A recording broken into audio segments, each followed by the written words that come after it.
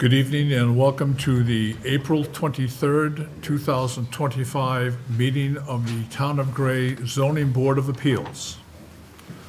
Roll call. Brad Fogg. I am here. Georgia Woodbury. I'm here. Derek Shirley. Here. Anthony Gravars. Here. We have a quorum present. Our first order of business is approval of the minutes of the January 23rd, 2025 meeting. Is there a motion? Derek Shirley, I motion that we approve of January 22nd's meeting. Is there a second? Georgia Woodbury, I second.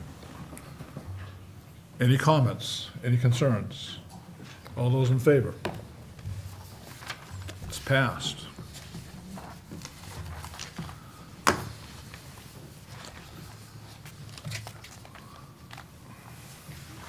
Looking at tonight's agenda, is there a motion to reorder the agenda to take the Michael Lewis and Jennifer Elijah Whitehead, reorder the agenda to BCA in that order? Georgia Woodbury, I move that we refigure the agenda and work the Michael Lewis and Jennifer and Elijah Whitehead ahead of the Campbell Shore Road. Is there a second? I second that. Any comments? All those in favor? Unanimous. Our first order of business will be Michael J. Lewis is requesting a practical difficulty. Is there anybody here representing that party? Would you step up to the podium, please? State your name.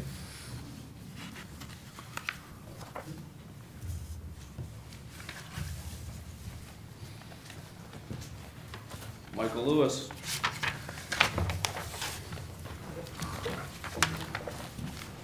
Michael, on your application, it tells us that you're looking to, for a practical difficulty variance from the standards established in the street ordinance to reduce a 10-foot setback required down to 0 feet to install a driveway accessing the rear of your parcel of property located at 34 Arundel Road in Gray. Would you tell us, please, Michael, what the need for the variance is? I would like to build a home for my family up on the hill there. Is there adequate space for the home? No setbacks required on the property lines for the home or construction? Yes, sir. Yes, sir, you need setbacks, or it's good the way it is, except for the driveway? Yes, sir. If I was able to get a driveway, do you have this in front of you? We do. Okay, so if I was able to get a driveway through that choke point, we would be able to meet all the necessary setbacks. Thanks. Was the property, Michael, like that when you bought it? Was that, Yes, sir. okay? Anybody else? Questions?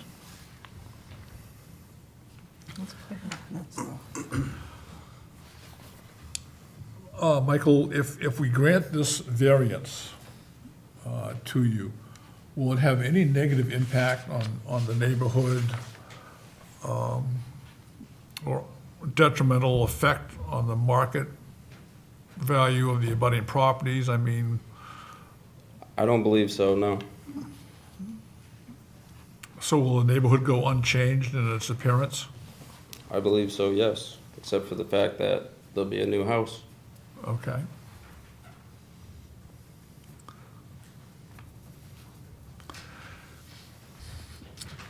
If we don't grant this practical difficulty, or let me rephrase my question, is this something that happened while you owned the property, or was it like that when you purchased the property? I guess I don't understand. What are you asking? Well, a criteria that you have to meet as the applicant is answering the question, the practical difficulty, which is the choke point. is not the result of an action taken by you No, it's not. or a prior owner.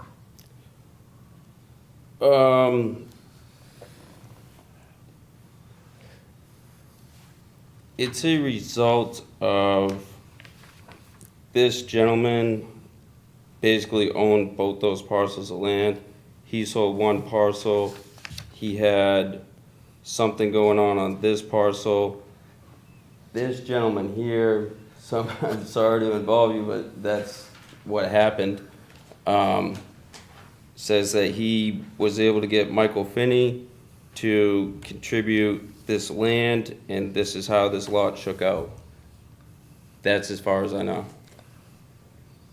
Okay, I'm not trying to give you a hard time, I want a good Yep, understanding. no. You referred to two lots, correct? If Yep. we, looking at your map, the lot to the right, the Federal National Mortgage Association labeled that a Lot 21A. Yep. That's one of the two lots, correct? One of the original signal lot? Well, that would be the third lot. I'm saying that this lot here and this lot, from my understanding, were one lot. And a gentleman named Mr. Getchell built a house here. He was building a detached garage here. He got into something. He sold this parcel. This didn't meet the minimum lot requirement in the Lake District. So this gentleman was able to get one of the Finneys, I believe John Finney, to attach this piece of land, probably for some money, to make this a proper size. And then this is how this came about. Just this douchebag comes way up like that. Right. Weird. Questions? You want to ask me? Just a strange configuration.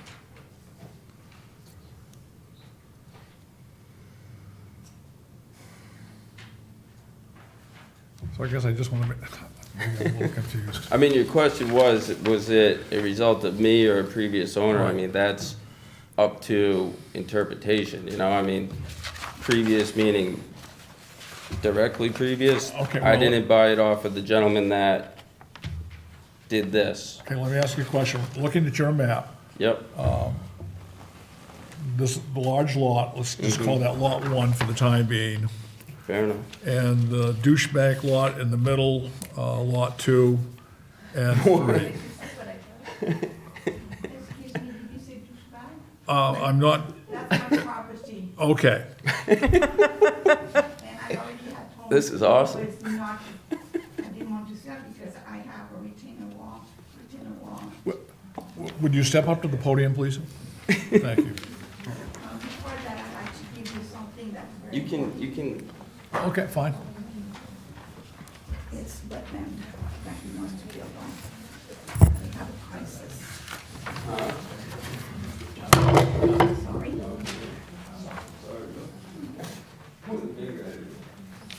That's wetlands? I own, is this on? Oh, hold on just for a second. Oh.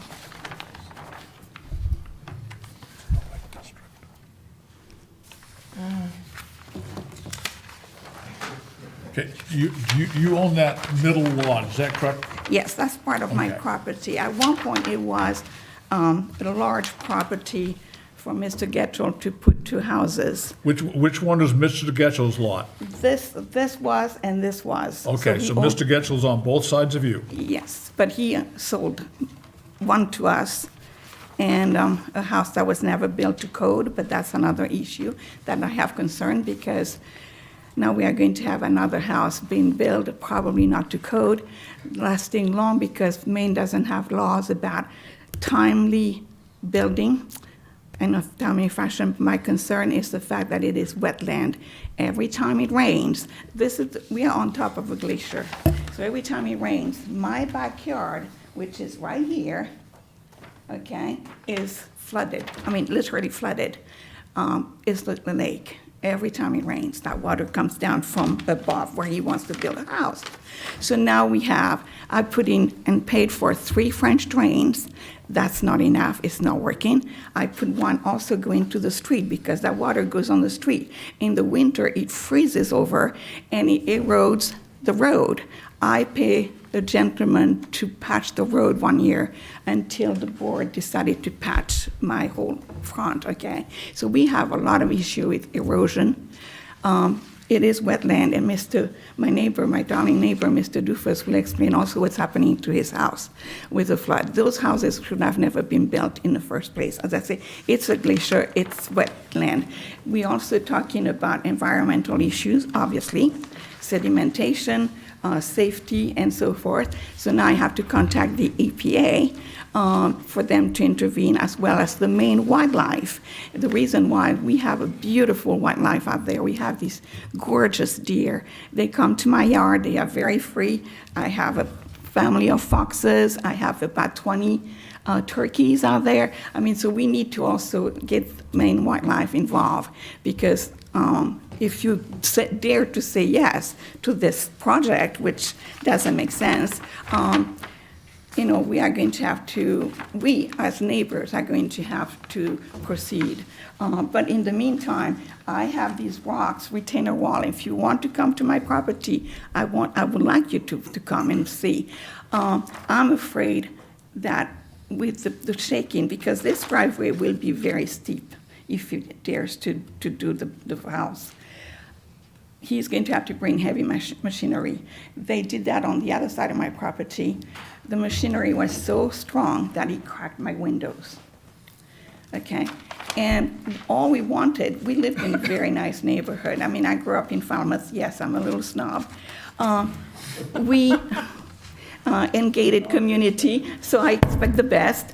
But what's happening with that is we want you to put rules in terms of, one of the rules that we always experienced everywhere we've lived was that the neighbors who built had to let us know every week with a new memo about what was happening in the house, what type of machinery was going to be used, and so forth. So we were prepared. These people, and they were extremely rude, took down trees without telling us, left the trees there.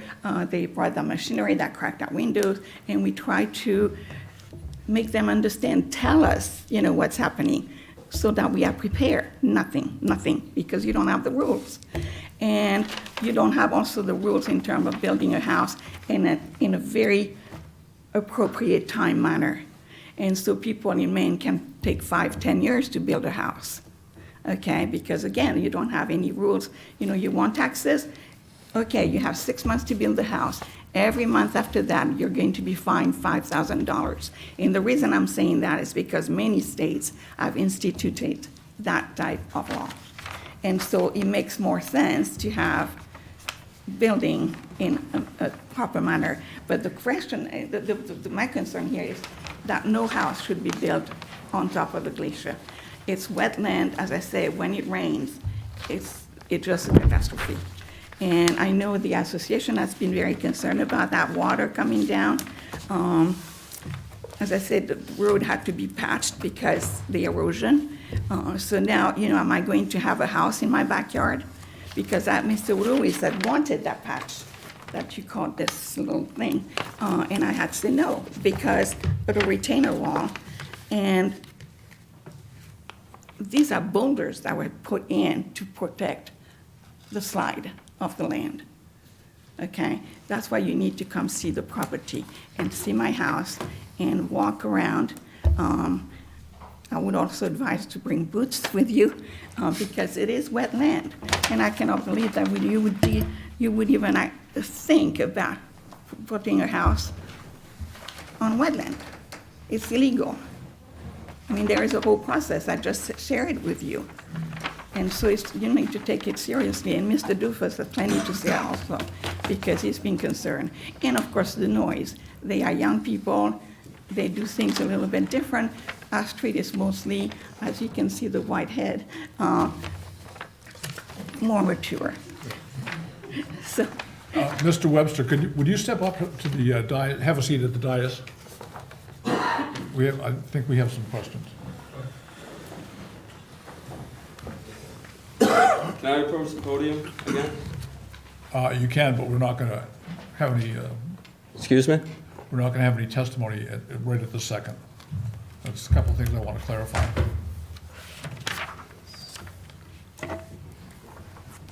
Find anything? Yes, Mr. Chairman. Doug, on the application, it says the zoning district is a lake district. Is that the same as wetlands? No, different. Where is it in the ordinance? Lake district or wetlands? So the town is divided into different zoning districts. Exactly. The Lake Right. District is one of them. Wetlands are determined by the Army Corps of Engineers. Most people use the 87 method, which is evidence of hydrology, vegetation, and soils. The town of Gray does not regulate wetlands unless they are large enough to be protected through shoreland zoning. There are no, to the best of my knowledge, there are no shoreland wetlands on the subject property. Okay. And Wetlands are NERPA. It's a DEP-ism. So either Anthony or George are under definitions. Do we have a definition of a lake district? I can't find one. It's an establishment of districts, 402 point, it's right before the uses table in the zoning ordinance. Lake District.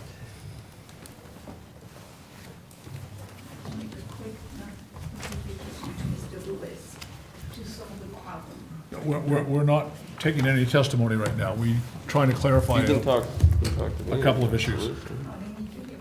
Oh, okay.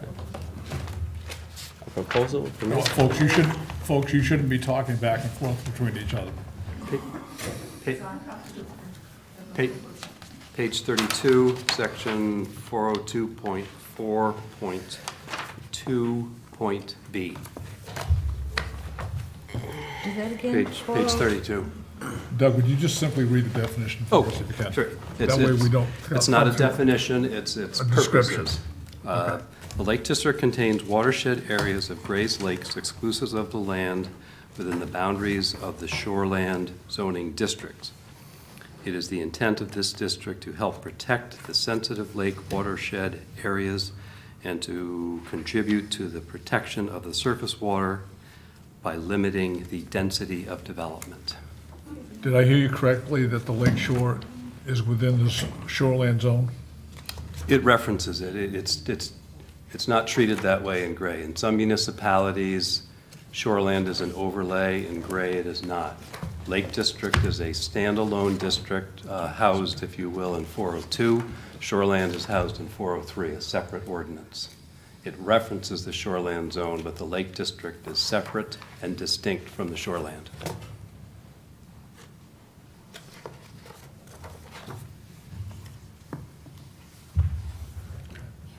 That's what caused the big Thanks. campground thing, actually, because it was in two different districts. Twin Brooks.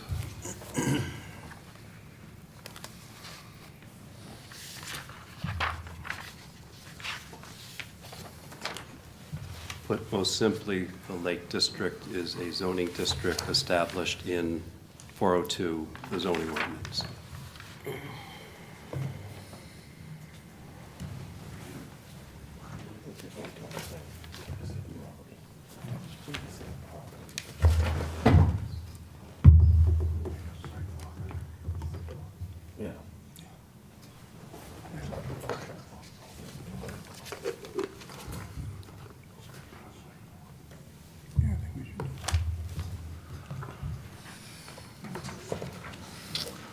I do have some concerns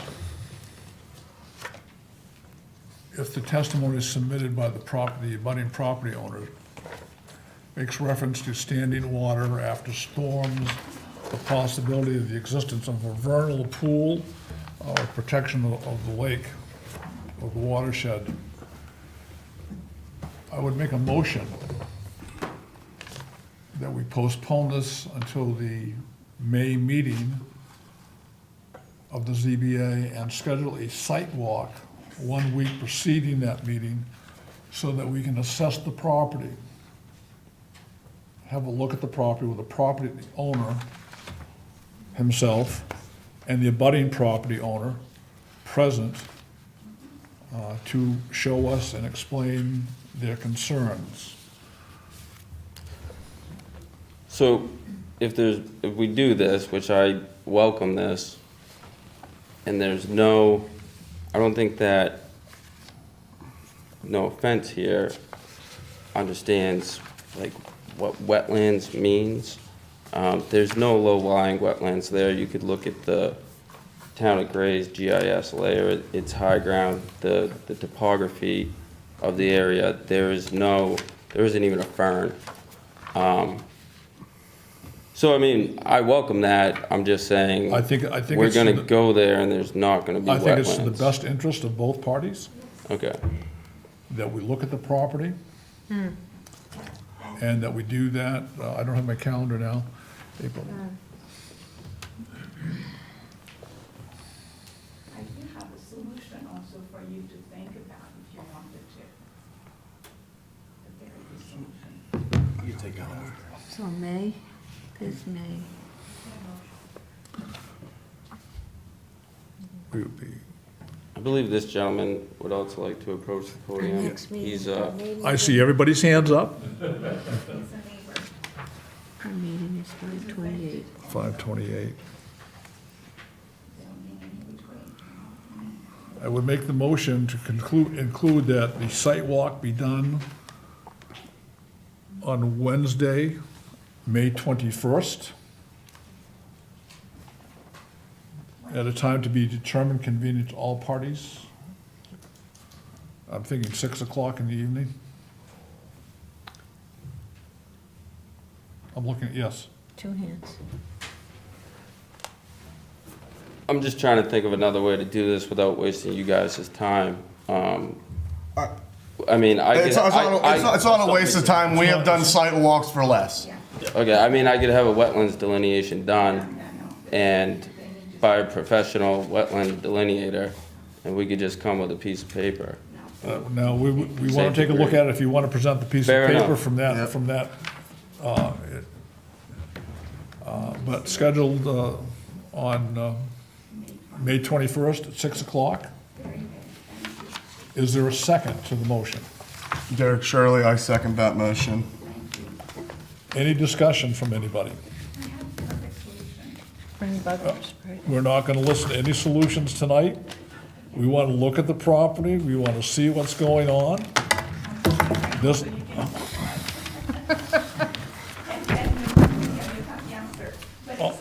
all those in favor of the motion? This is Doug wants to say something. This appeal is postponed until May 28th, with a site walk scheduled on May 21st at 6 o'clock. Thank you very much. Well, thank you for being patient with What's your us. solution? Yes, sir. Could I also speak? Well, we're not on that subject anymore, but if you want to throw in 2 cents, I'll give you time to throw in that 2 cents worth. Okay, thank you. My name is Bill Duffus. My wife and I live at 2 Hayden Bay Lane, and we moved up to Gray around the year 2000. It was 1999. And we had no problems with water runoff in the spring or anything until they started building houses off of Arundel Road up onto the hill behind us. And ever since then, we've been having runoff issues with water coming down. The first time it happened, I had to replace the loam over my leach field. And I replaced the loam, and then another house was built, and part of it was torn down due to it not meeting code. But all that water runoff came down the asphalt road of his driveway across Arundel Road and again into my backyard. So when you take your site walk, although it's not there anymore, I had a barrier constructed of some stakes in the ground and some plywood pieces to divert the runoff coming down off of the hill across Arundel Road. And I funneled it over towards a big rock on the edge of my property so that it would then run off my property with minimal disturbance to the land and then on down to the street in front of me. So our position is that unless the water has to be taken care of, it has to be dealt with. There was a house closer to the intersection. When you get into our neighborhood, they actually lost the house because the water destroyed the foundation of the house, and they had to rebuild their house. So it's a serious issue. I would encourage you to be present at the site walk. I would love to. May 21st, so that we can we'll ask questions, we'll take a look around. If you Okay. want to have input on that date to show us what you're talking about. And would Yeah. my wife be invited also? She Well, went to no, the- she can't, she'll have to sit in the car. Well, I mean, in that case, she could sit on the back porch. It is open to the public. Anybody that, Okay. abutters that want to express comment certainly can be there. Yeah. And I also want to comment one more thing, that the association was very grateful to us in that they came in with a partial solution, and they put down some. We don't want to hear solutions now. Well, something Okay. that Well, we'll take a look they at put after. They put rock down, in our backyard. Yes, sir. We're not going to talk about solutions tonight if we don't have to. And we postponed until May 28th, the site walk on May 21st at 6 o'clock.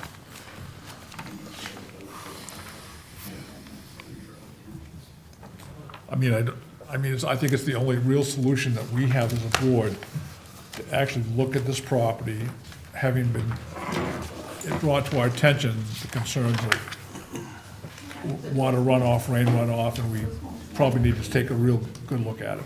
Okay, thank you very much. Thank you. Can I go back on podium? I mean, she just said to me, the solution is that you No, no, buy my house. We're not So, I going mean, to, we are not it's- going to talk solutions, Michael. No, I'm not trying to. I'm trying to point out the fact that my neighbor is coming here, putting up a fuss, but it's also very convenient for her if I buy her piece of property where there's no wetlands. That's not, that, we're not going to work that out I tonight. would just like to address that in a formal setting. Okay. Folks, our discussion on this item is over for the night. Thank you very much. Thank you.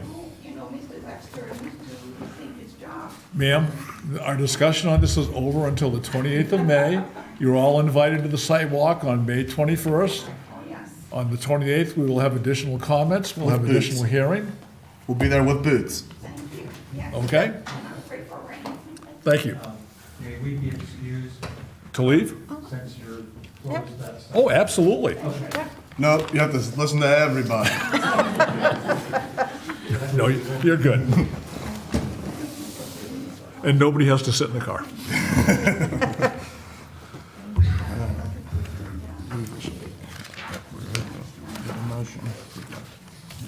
Our next order of business is to hear the appeal for Jennifer and Elijah Whitehead. Jennifer and Elijah Whitehead. Does somebody want to step to the podium? I gotta find my agenda again. Okay. Thank you. Oh, I wrote on the back, no. Hi, good evening. Hi, I'm good Jennifer evening. Whitehead. Says Elijah, Jennifer, you're asking for a practical difficulty from the standards for a lawfully non-conforming structure, Yes. and you want to make an alteration to that standard. Yes. Looking at your application, Jennifer, tell us what's going on. So essentially what happened was this winter with all the ice, the whole backside of my roof, which you can see from the photos, it's a very old metal roof. When we bought, the property had been renovated. They did a lot of the things, but they did not do the roof. And even before that, many years ago, there was an addition. And so if you look up in my attic, there's actually 2 roofs. And it's just, George, I thought George was going to be here, but he was saying it just wasn't very good to begin with. But then I discovered that this winter when we basically have it raining inside of our property due to all the damage from this metal roof. So we really had thought about this being the property where my husband and I would like to retire someday. And for us to do that, we really would need more space. So this would allow us to remove, it's a smaller bedroom downstairs, open that up to be a kitchen, and then create our bedroom upstairs. Okay, does anybody have any questions they'd like to ask?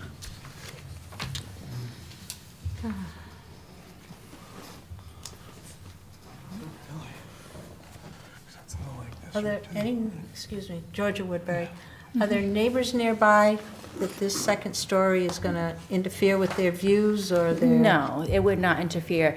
So on the other side of me, the home is actually set quite far back. On the other side, they don't have any views of the water as it is, and there's quite a lot of distance between us. Okay, now I will admit ignorance here, or lack of knowledge. Where is Aquila? I say Road? Aquila, but I know I've Aquila? heard people say. Where is Aquila What do you Road? guys say? I don't know, it says it's in Aquila, the yeah. zone. This is our neighbors, yeah. Okay, here we go. I'll throw out bids. And then sometimes there's 2 L's, sometimes there's 1 L, so, yeah. Help me out, Yeah. where is Aquila Road? So it's off of Gore Road, and then when you come down to the end, it's Arundel, which the people you were here before, they're on that side, then we'd be on the right side, Aquila. Okay, Yeah, and it goes down to the lake. We're we're the 3rd house apart, set back from the lake. thank you. So to George's question, if we allow this, you're not blocking anybody's view? Nobody's view, Okay. yeah. Oh, yes, Little Sebago Lodges is our neighborhood, Okay, thank you. yeah. The question is, the need for the variance is due to the unique circumstances of the property and not to the general conditions of the neighborhood. Right. And you answered that the home was built in 1955 before setbacks are in place, and it would require us tearing down to meet current setback standards. Correct. Does anybody have any questions about that? No, I can appreciate that. Doug, to the best of your knowledge, is that one of those older neighborhoods where everything was just kind of built as it was in 1955?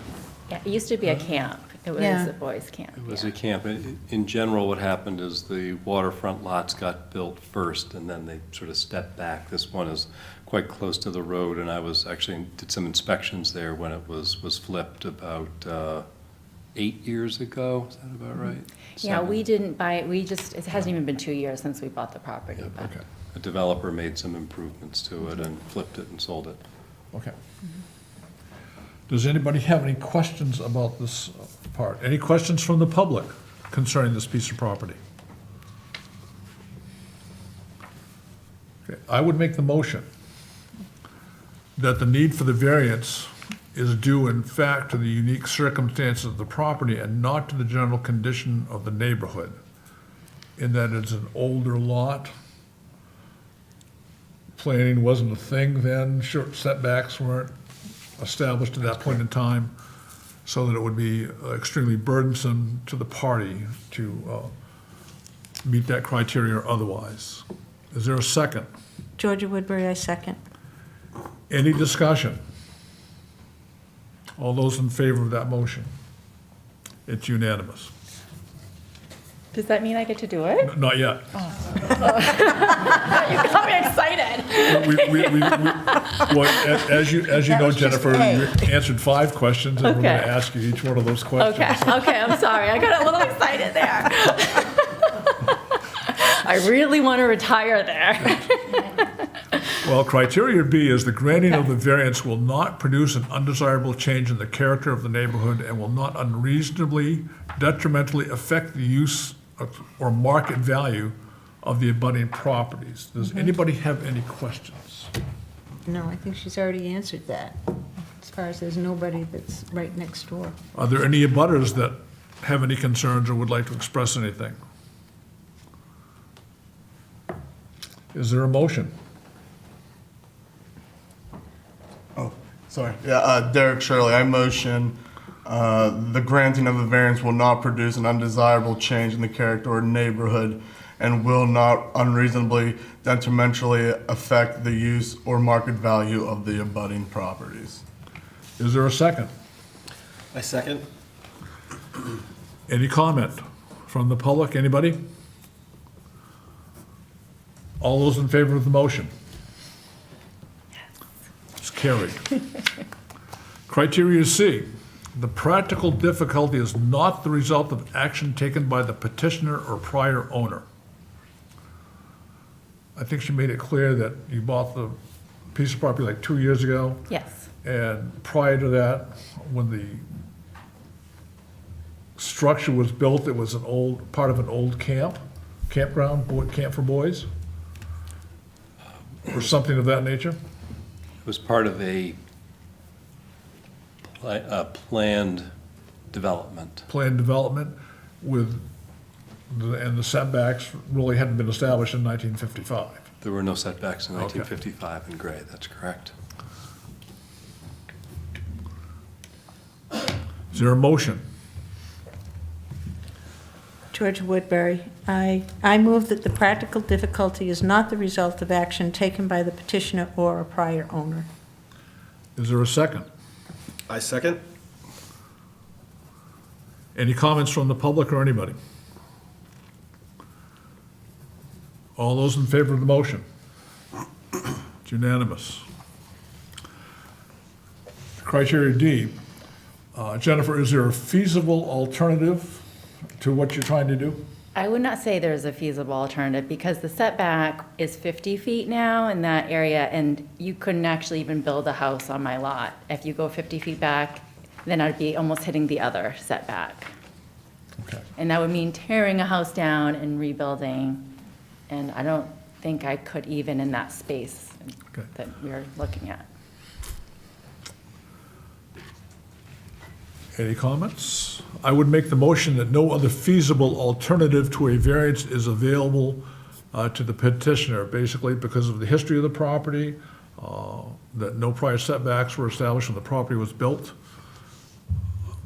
and it would be certainly burdensome to the petitioner to tear down and rebuild completely new. Is there a second? I second. Comments? All those in favor? Passes. The next criteria is that the granting of a variance will not unreasonably adversely affect the natural environment. Will anything change about the neighborhood landscape? It'll be better. It's just gonna go up, so we wouldn't be going out, just up. And we would stay within Gorham Code. I chatted with George about that, so I know how high we can go. Okay. Is there a motion? I make a motion, the granting of a variance will not unreasonably adversely affect the natural environment. Is there a second?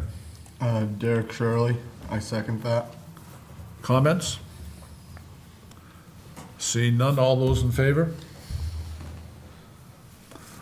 Passed. And by the application, we know that the property is not located in whole or in part within the shoreline areas as described in Title 38, Section 434. That's correct, Doug? I'd have to, I didn't put the agenda together. It is not in Okay. shoreland. Outside. No, Thank yeah, you. it's in the Lake District, but Lake we're District. not in shoreland. We're more than 250 feet setback from the water. It's not in shoreland then, 250.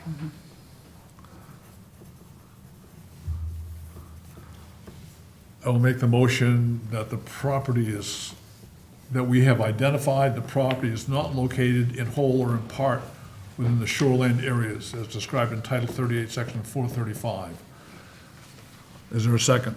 Georgia Woodbury, I second the motion. All those in favor?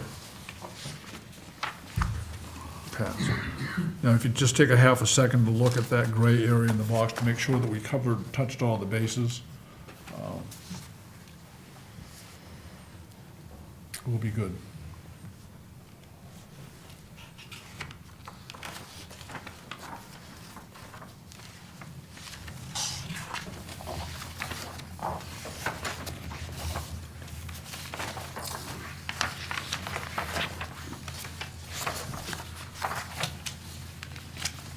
Everybody good there? I'm cool with that. I'm good with that.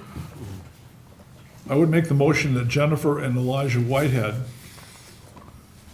be granted a practical difficulty variance from the standards established in the zoning for a lawfully non-conforming structure to increase the height of the structure from 12 feet to 33 feet in order to install a second story on their existing house on their parcel located on property at 26 Aquila Road, Aquila Road, thank you.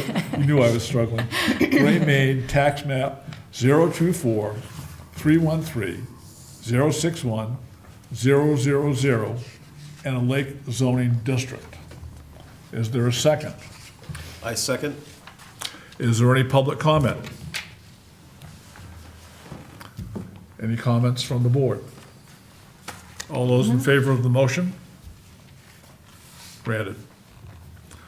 Sometime before next Wednesday, the code enforcement office will write up the decision for signatures, so you should be able to pick it up next Wednesday or Thursday.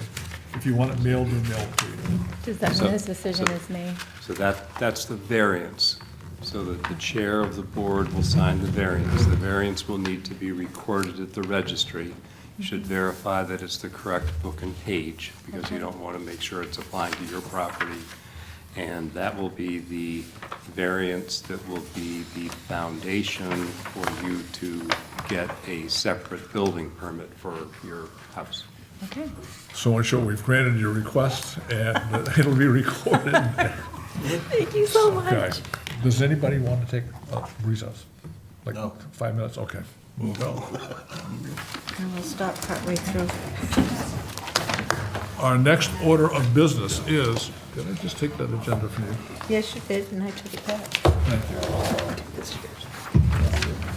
Yours is there somewhere. The next order of business is a public hearing for SE Development LLC, who's requesting a variance appeal to reduce the minimum land area per residential dwelling unit of 80,000 square feet down to, on Lot 1, 4,835 square feet, Lot 2, 33,485 square feet, and Lot 3, 26,644 square feet per lot on a proposed four-lot subdivision at 200 feet of shoreland frontage down to 0 feet, located at 28 Campbell Shore Road, Gray, Maine. Before we open the public hearing, I would like to tell the board that in this scenario, I am an abutter of this property, but a non-property owner.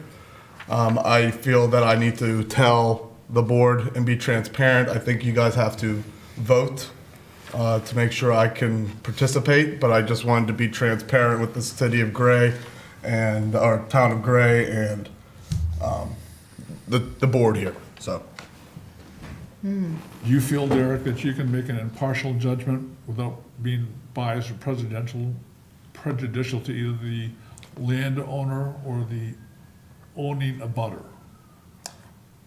I personally believe I can. I feel, I've only been there personally for 5 years, so I don't really have, I'm not too familiar with even some of my neighbors, frankly. So to be honest, this might be sometime my first meeting them. I just want to be just clear and transparent. Like I said, I haven't really even met them to even make a fair judgment. Yes, sir. If I may, if Mr. Shirley believes he can be impartial, we would support him. Okay. Okay, Is the board in agreement with that? yes. Okay, then we'll move forward. Supposed to be, there's supposed to be a vote, actually, Okay, that's what I thought. to formalize the I would make the consensus of the motion. board. I would make the motion that Mr. Shirley has made us aware of his concerns of possible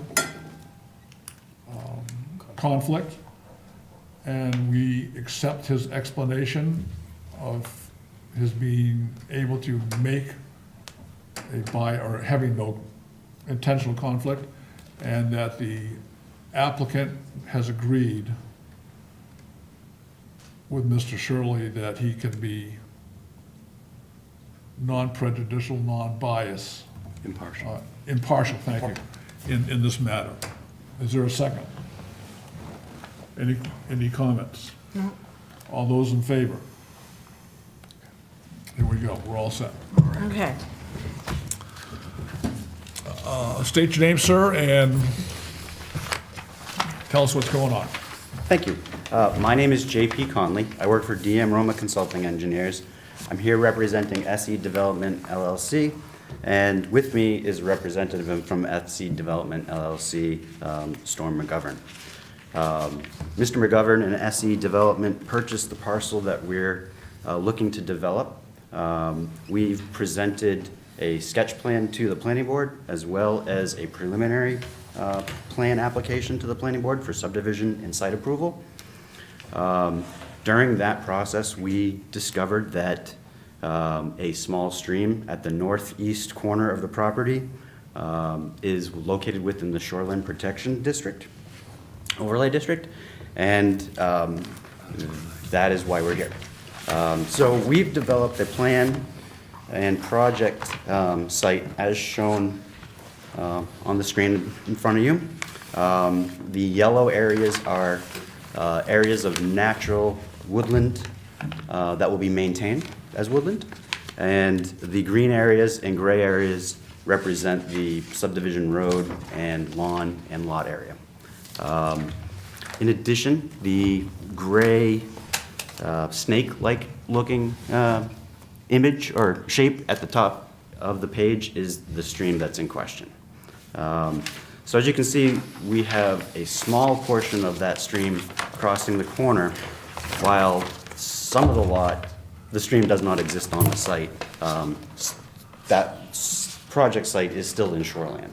So the parent parcel was initially about 22 acres. It was owned by Francis Lund. And in 1986 or so, a first lot was split off of this.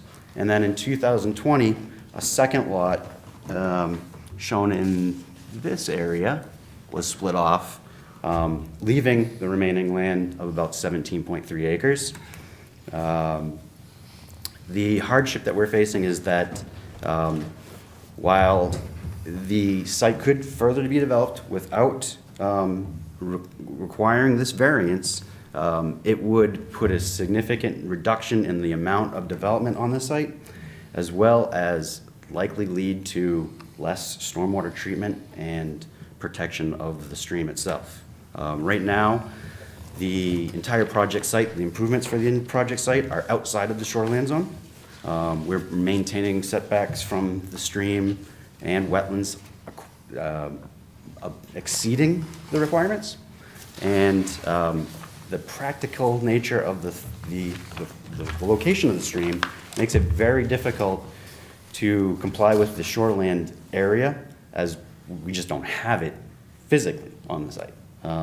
In addition to that, the stream only exists on the project site for about 500 to 600 square feet or linear feet, and it's just at the northeast corner, so a portion of the site doesn't have the frontage on the stream as well. It's definitely a situation where the previous lot owner wasn't really concerned with shoreland, didn't consider that when they were doing the previous subdivisions and splitting of lots. And so we're here to ask for your consideration in support of our variance request. Now, I fully admit that I am a visual learner and Okay. stuff like this, Me too? and we don't have a laser pointer for you to use. So if Chris could bring that map back up. and this is within my dubious glasses distance. I can help. Would you step over here to the screen in front of the Certainly. board? And let me go through this.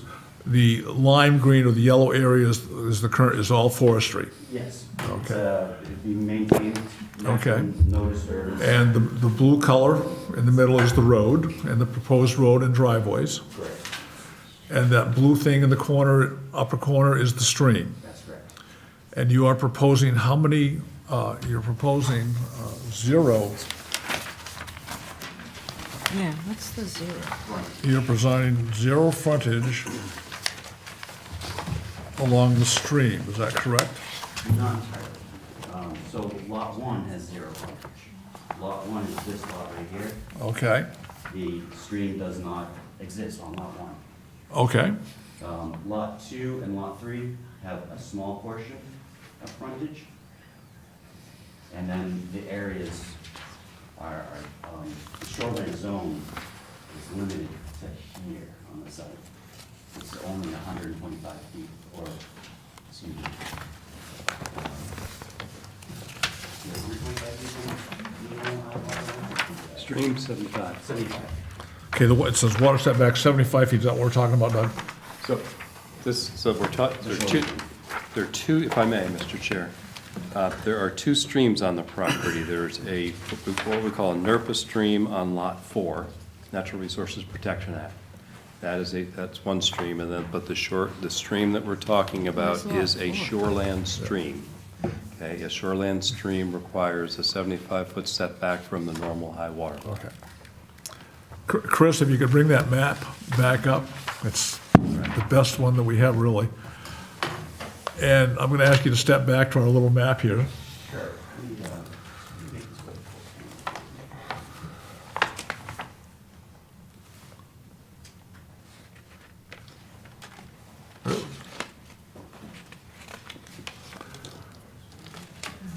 Which one is lot 1, 2, 3, and 4?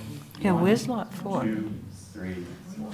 Oh, that's So lot lot 4 is not gonna be touched. Correct. It's remaining land to be retained by the owner. Okay. And the white boxes are structures, existing or proposed? Proposed. So they're single-family ranch buildings, except for one duplex. Sorry. The net density that's been calculated for the site exceeds 12 units. And as you can see, we're well under the 12 units. We're 1, 2, 3, 4, 5, 6, 7 units total. There'll be single-story ranch houses.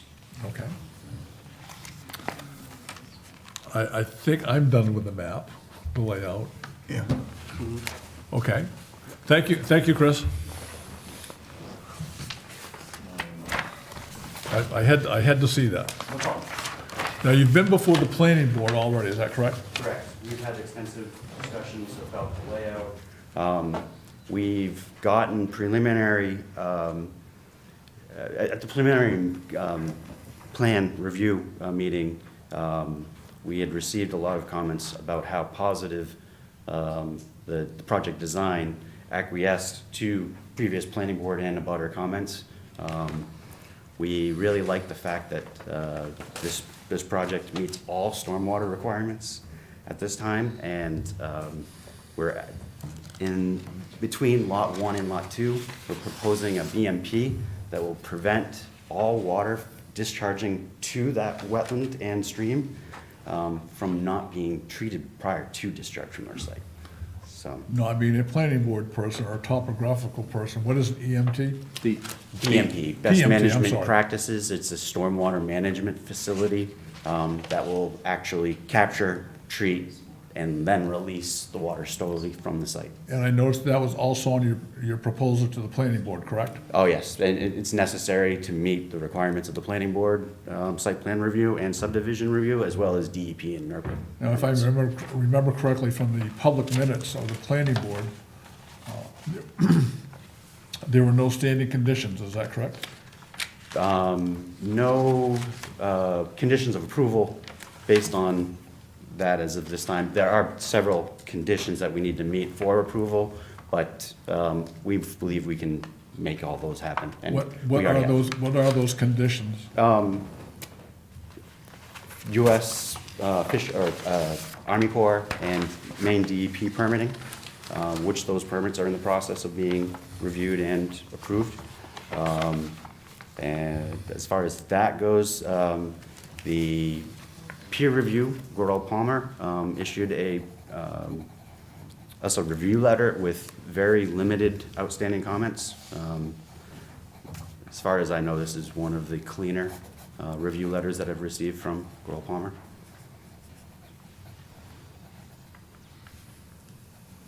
Okay. Does anybody have any questions? Or Doug? But I don't want to derail, and I recognize what the agenda says. Again, I'm pinch hitting for George Froelich, who's unable to be here. But being a little bit familiar with planning board procedures, are you sure that you're seeking a variance from a minimum land area per dwelling unit? It strikes me that you actually need a variance for minimum lot size. And there's a distinction there. Yes, quite frankly, and I'll be honest with you, I don't have a heck of a lot of experience with shoreline zoning in the 20-plus years of the design that I've been involved. So this has been quite a learning experience for me. My understanding is that since the parent parcel had the overlay on it, each of these lots are subject to the requirements of the shoreline zone. Sure. And the area that's required, I believe, is 80,000 square feet per dwelling unit. Yes. So while we don't provide that we don't have that within, we don't have a shoreline zone of that area or magnitude on the site. Yes. So regardless of whether or not we have a project or not, we don't have that extent of amount of area to provide us with a buildable, a building for this lot. So it'd be very difficult for us to move forward without creating more shoreland area on this site or subdividing this parcel further to remove the shoreland area from the lot. I don't. And the shoreline zoning is, that's just that small, I don't want to. Yeah, it just is. That section of stream Yep, on lot number 1, 2, and 3. 3, lot 1, 2, and 3. Because the shoreline zone on 1, 2, and 3. Yeah. Stream only exists on lot 2 and 3, but the shoreline zone is 75 feet from the stream. Okay. So You mentioned, excuse me, George Woodbury, you mentioned that there were 2 streams on the property? that's correct. Where's the other one? The other one is on the Right behind my house. the west side of the property, and that's what code officers call a NERPA stream. In code officer land, you have NERPA streams and you have shoreland streams. The one that the applicant is seeking a variance for is on the east side of the property, which Oh, it's is over a there. shoreland Okay. stream. That's why it wasn't delineated. But I do think that what's needed here for the project to move forward is a variance for lot size, not lot area per dwelling unit. Okay. So We- it's just to be, and I recognize again what it says on the agenda, but I wasn't involved with drafting the agenda. As I said, George wasn't able to make it tonight, and we would have had to cancel tonight's meeting, and so I'm doing my level best to pinch hit here. And I appreciate that, and I would acquiesce again to Doug's knowledge of the shoreline zone. I'm sure he has much more practical knowledge of it than I do. So,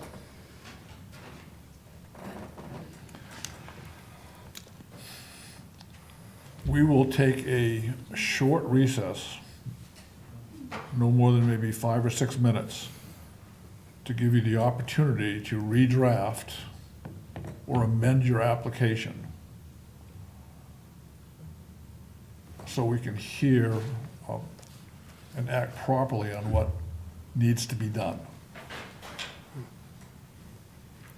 If you think, Doug, you think that needs amending, I mean, if it doesn't need to be amended, then we will move forward with the public hearing, So, and, sorry. because we don't want to stick anybody. No, I appreciate that, and I appreciate the opportunity to change it.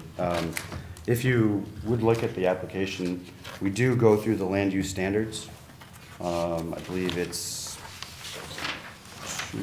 Section 1. 3, 4, 5, 6. It's 6 pages into the application in section 1. We went through every land use standard, and I meant discussion about each one of them and how we've addressed it, or whether we were able to, and why we're asking for the request. Each one of those standards is labeled there, and so I think it might be worthwhile just to walk through each one of those really quickly and to make sure that we're on the same page. This is where they, all the So section, questions on the form. is that all right, or? Okay, section 1. Section 1, I'm not sure what page it is, I think it's about page 6 of the application. You'll see a shoreland zoning ordinance land use standards Starts right here. heading, They answered each one of the questions Yes. in here. and then each one of those, the zoning ordinance sections related to the standards are below. So 40315A1 is the minimum lot size of 80,000 square feet. So I believe we do meet that one. So as proposed, all the lots are greater than 80,000 square feet. So then 40315A.2, the minimum land area per residential dwelling unit is 80,000 square feet. I am asking for a variance from that standard, because we do not provide the minimum land area of 80,000 per dwelling unit within the shoreline. And then, let's see. So, the minimum shore frontage of 200 feet is not provided for Lot 1, and Lot 2 and 3 do provide it. The minimum road frontage is provided for all of the building lots. The maximum building height will not exceed 35 feet. Minimum setbacks are all met, and the maximum lot coverage of 20% is not exceeded either. Land below the normal high water line of a water body, section 40315A.8, is not considered part of the minimum lot area requirement. Lots located on the opposite side of public or private road shall be considered separate tracts. That doesn't affect us either. That's 40315A.9, 40315A.10. The minimum width of any portion of a lot within 100 feet horizontal of the normal high water line or body of water. We meet that as well. And then 40315A11, if one or more residential dwelling unit, principal government, institution, commercial, or industrial structure or use, or combination thereof is constructed or established on a single parcel, all dimensional requirements shall be met for each additional dwelling unit. We do meet them all with the exception of the minimum area within the shoreline zone. Lastly, in the event that this variance doesn't get granted, my client has only a few options left for development on this lot, and I think what you would find is that in a situation, hypothetically speaking, a situation similar to this, you may have a developer who decides to opt to break lots off every 5 years and do a single house lot right now, and which would result in essentially bypassing planning board review and potentially shoreland zoning, and you lose your stormwater treatment. We may even have a substandard road.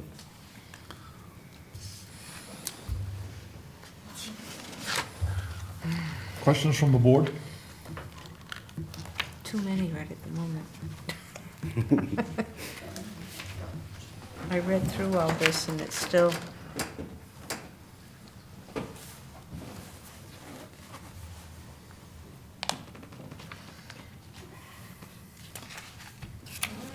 So again, looking at your map, and we're gonna, Chris is gonna bring up the map again, he's gonna take it around crazy. In Lot 1, we don't know what its current existing size is, because it's not listed here.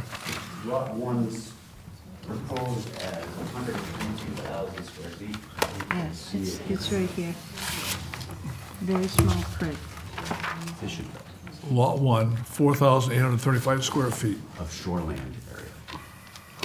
That,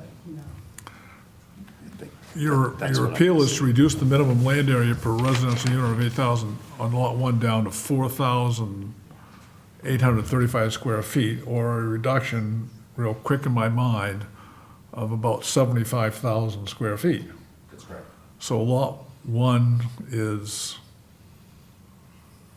proposed to be 4,835. No, that's just the amount of shoreland area within Lot 1. Why am I not seeing that here? I think I'm beginning to crystallize. So what I think may have inadvertently been missed in the drafting of the wording in the agenda is that the requested variance for minimum lot area is only talking about the portion of the respective lot in the shoreland zone, not the entirety of the lot. And This so, says the lot's and so I 132. probably misspoke when I was talking about minimum lot size. I think if the board and the applicant, one potential solution, I know you like to talk about solutions, sorry. Well, not now, this case is still open though. That would be funny. So one potential solution would be to clarify that the requested reductions, the variance request, is applying only to the shoreland portion of the respective lots. That's correct. So they're gonna So need you've some time to got- rework that. You've got 5 dwelling units on Lot 1, right? 3 dwelling units? dwelling units. Okay, so you've got 12,000 and change square feet of shoreland on that parcel? Okay, so that, I think that's the clarification that's needed here, is that we're only talking about the portion of the respective lot that contains shoreland. Does that make sense? It does. If I can, again, draw your attention to the map, I've zoomed into Lot 1. The area proposed for Lot 1 is 132,442 square feet. It's 3.04 acres. And of that, 12,000 square feet is in the shoreland zone. Right where my cursor is the shoreland zone, just this little portion. That's what's happening. So then similarly, on Lot 2, I'm I proposing. want to skip back to Lot 1. Okay, sure, sorry. I mean, my mind is just wandering with questions. Yep. Between the structure, what's the current structure between, the distance between the structure and the stream itself? 100 odd feet, Yeah, plus or minus 100 feet. 75. You can see the 75, so Okay, it's a little bit more. water setback 75 feet. The stream setback is 75 feet.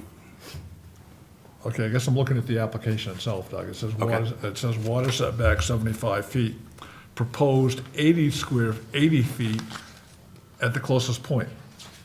That's to the land disturbance.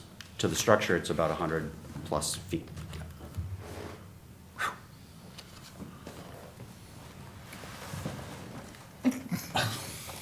Go ahead. No, So from the stream Yep, to the foundation, how far is it? 100 plus feet. 100 plus feet. Yep. And the minimum requirement, Doug, is how many feet? 75?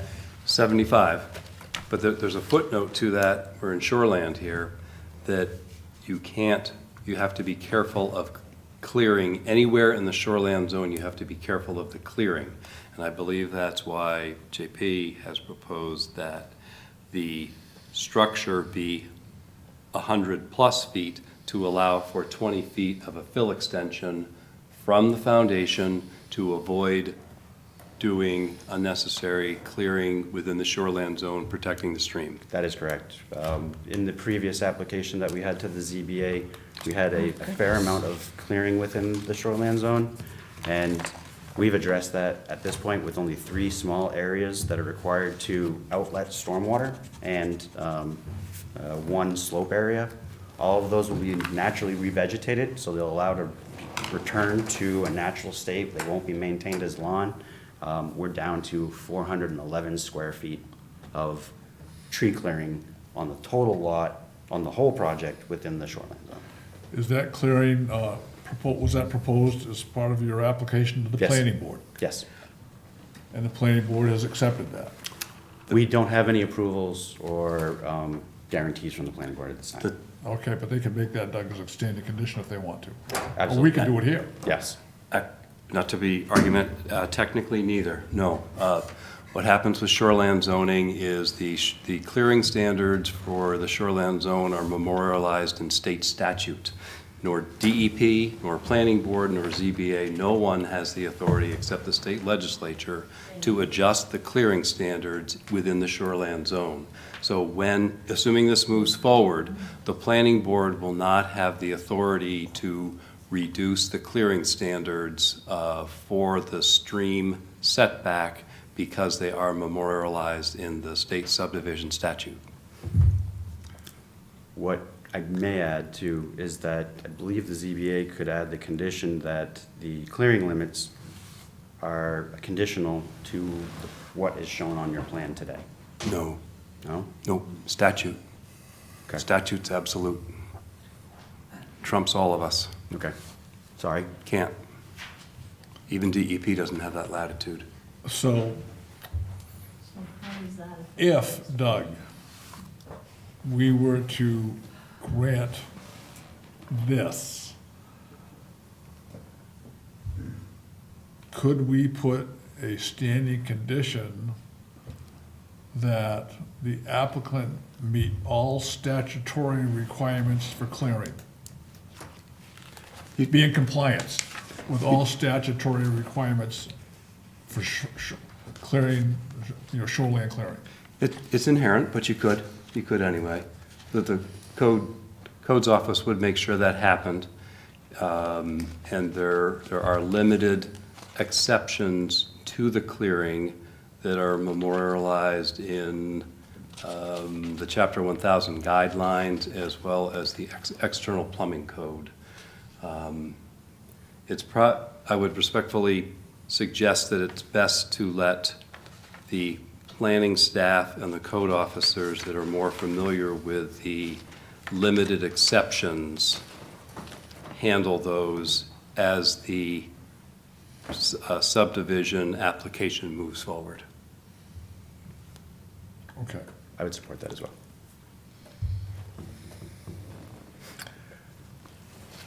Shoreland's tricky. I don't smell any No wood two burning ways out there. about it. It certainly is. Well, I will attest to that. I'm really trying to figure out what it is that we're supposed to be offering a variance on.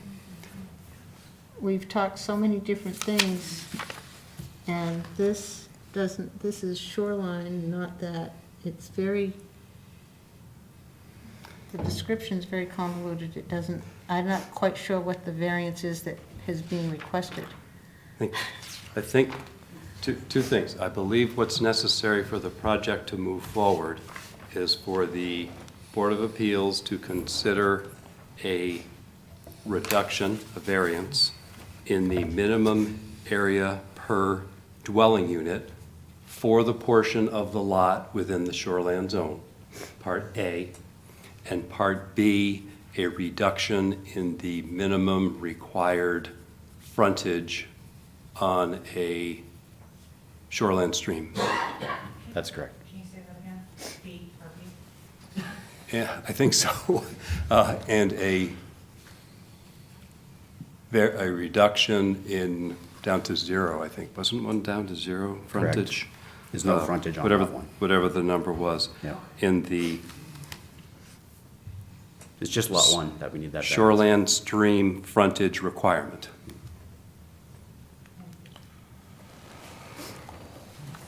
And then the clearing will take care, those, Okay, I don't want to delay this, unless we have to, but I'm going to ask that we take at least a 5-minute recess to give you the opportunity to redraft or resubmit the language that he's actually looking to do under the public hearing. I mean, we have 4 different lots mentioned here. We have 4 different distances mentioned. We have 4 lot subdivision, 200 feet of shoreline frontage down to 0. I think that this needs to be a little clearer for us, Doug, okay, so that we can act on a single motion and apply the standards that we're looking at, or that we need to look at, to that motion, or to that request. I could Making work. sense? Do you want to do it on a lot by lot, or do you want it all together? Because I understand Lot 1 is different than 2 and 3. Lot Lot- 1's the lot- one with most of the problems? Yes, it has both the frontage problem and the shoreland area per minimum, per unit, dwelling unit.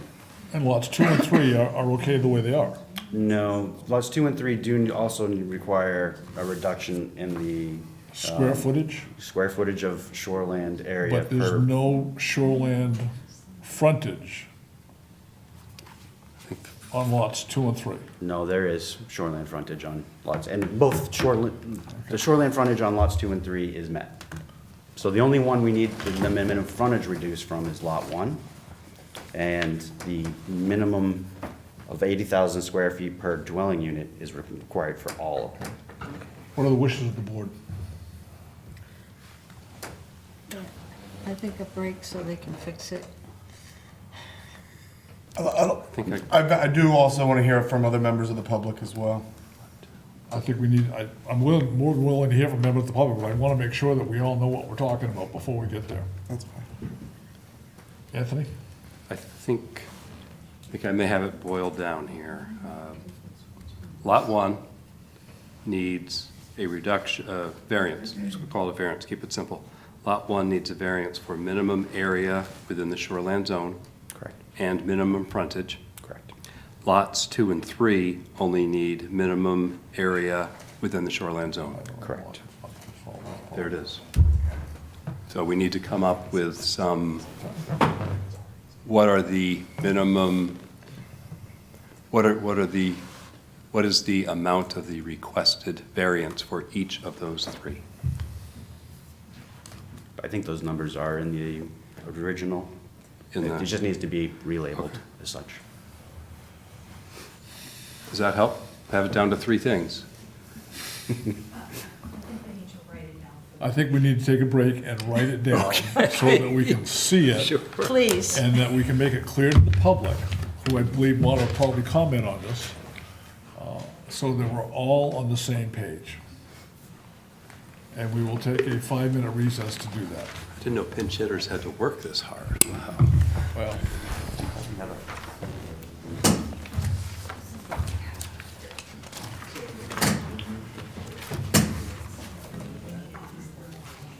All right. we can do whatever we want. We can't talk on it.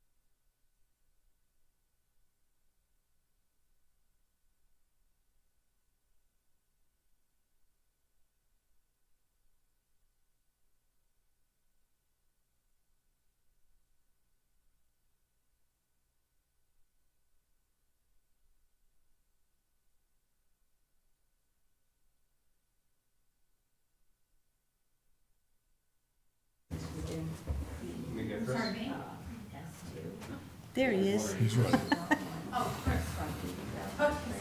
Okay, folks, we are back from recess. We believe that We think he's got it straightened out, yeah. we have the correct language for us to look at. Is there a motion to accept the corrected language for the variance request? Now that it's been translated. Should it be read into? Is there a motion to accept the variance request as amended and written? Georgia Woodbury, I move that we accept the variance request as amended and handwritten. Is there a second? And I just want to clarify with that second, all that's saying is this is the new thing we're talking Right. about? Yes. Okay, I just want to make sure I'm clear. I second that. Okay, so the public knows before we vote, we're allowing this motion would allow the application to be, or the public hearing notice, and what we act upon to be SE Development LLC is requesting, one, a variance appeal to reduce the minimum required frontage on a shoreland stream on Lot 1 from 200 feet to 0 feet.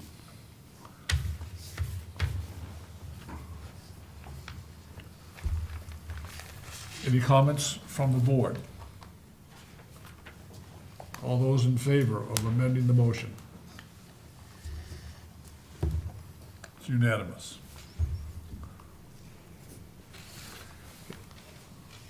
On that motion,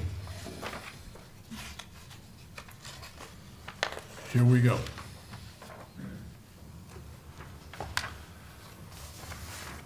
Would you briefly describe, aside from the information that you submitted in the book, would you briefly describe why the land in question cannot yield a reasonable return unless this variance is granted? To develop a subdivision which complies with the shoreland zoning ordinance would essentially reduce the number of dwelling units. Should do some quick math. I believe within the, essentially, we would have a 2 or 3 lot development with about 1,000 square feet of, or linear feet of road. And it would essentially be economically non-feasible to get a return with that kind of construction.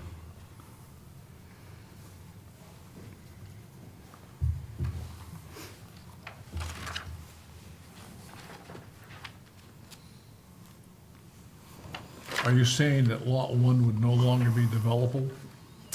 Is that the right word? Is that a right word, developable? Yeah, it is, Developable? it's a, yeah. Webster, I wrote the dictionary.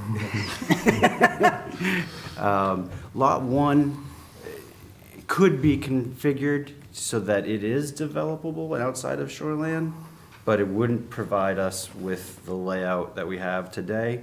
We would probably be infringing upon the wetland system to the south of us. In addition to that, the number of units would be reduced as well in that lot. Thank you. Does anybody have any questions of the applicant regarding that? No. Seeing no questions.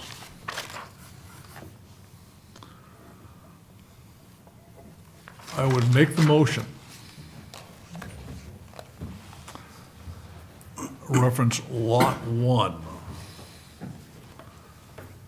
That the land in question could not yield a reasonable return unless a variance is granted.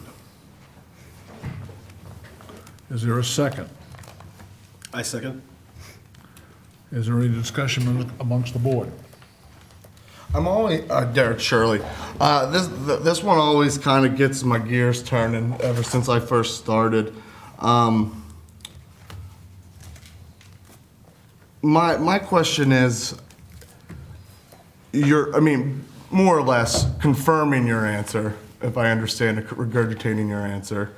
You're saying that if you can't do this just on lot 1, the whole 17 acres wouldn't get a reasonable return? True, it's the entire project. If we were to go through subdivision and comply with shoreline zoning, we would be building the same amount of road as you see here. But the reality is, I don't have enough shoreland area on the lot itself because of the location of the stream. If the stream went right through the middle of the lot, we would make a different layout design and we would address the amount of shorelands area, but I don't have it.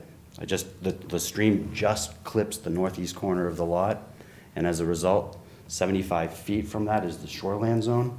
So that shoreland zone is on our property, but we don't have the area that would typically be encumbered by a shoreland zone if the stream were to run through the middle. Just like a property abutting a lake would have the whole frontage along the lake within the shoreland zone, we just don't have that here. If I may, there's sort of a little bit of a dichotomy with shoreland, because the primary purpose of shoreland is to protect the resource, and when we're talking about Lot 1 doesn't even own the stream.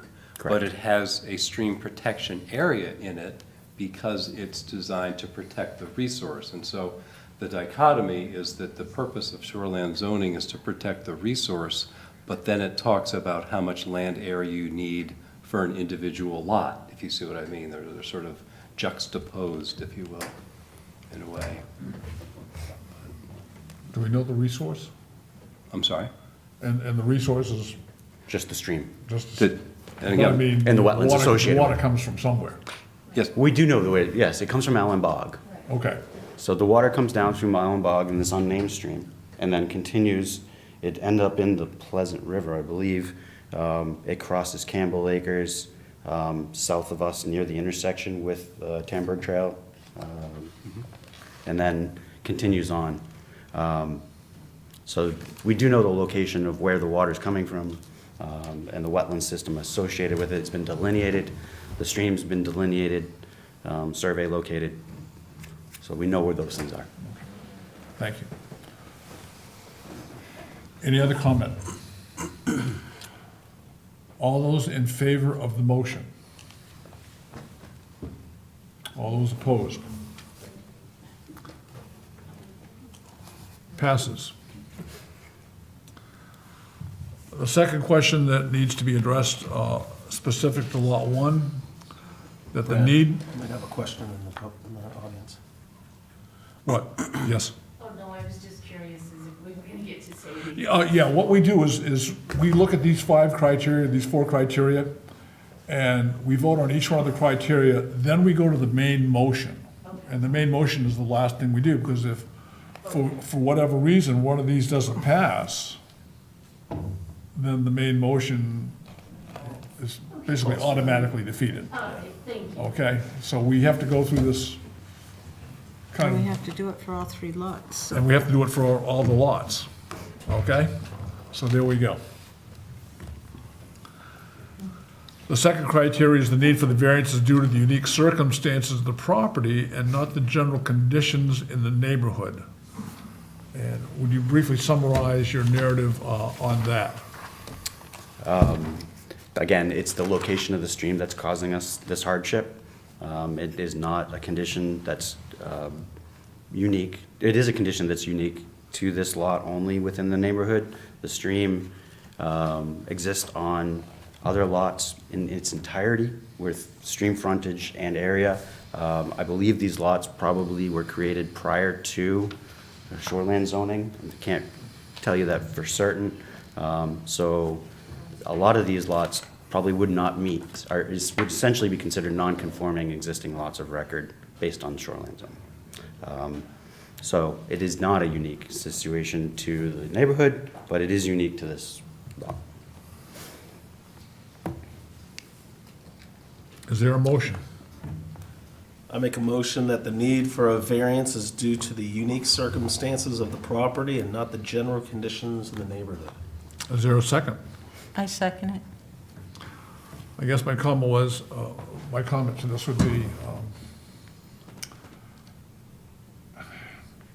the road's already there. I mean, the usable land, The road's not the there. road's not there? No, no, Oh, no, just that makes a like difference. There's a small portion of a driveway that's been constructed at or near the entrance that we're proposing, but there's no road. This is all proposed Yeah, subdivision. right, it's about, like, all right. It's how much is that right now? Just about that much, give or take. Do you own the land on the other side of the road? No. No? On the other side of the proposed road, Yes.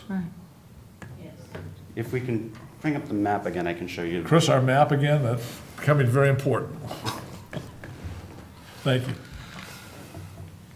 So what is colored is the entirety of the lot that's owned. It's a 7.3 acre parcel.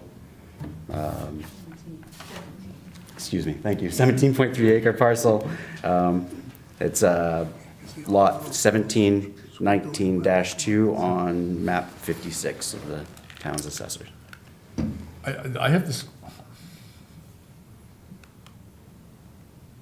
maybe it's an insane question. But is it possible to shift the road to accommodate for the difference that you need? No, Okay. no. The road is located to minimize wetland impacts on the site, On the other side of the road? both sides. Okay. So at the frontage of the road, you'll see that in this area where my cursor is, we have a wetland impact. This is a wetland crossing at that location. Okay. We have a second impact that's associated with the stream crossing, right there. And then that's the only impacts we have. But as you can see, the wetlands, we're basically hugging the road with the wetlands on that side. So that's Okay. why we don't have any lots on the left side, because it's in the wetlands. No, understand. Yeah. Okay. Are there any other comments on this question?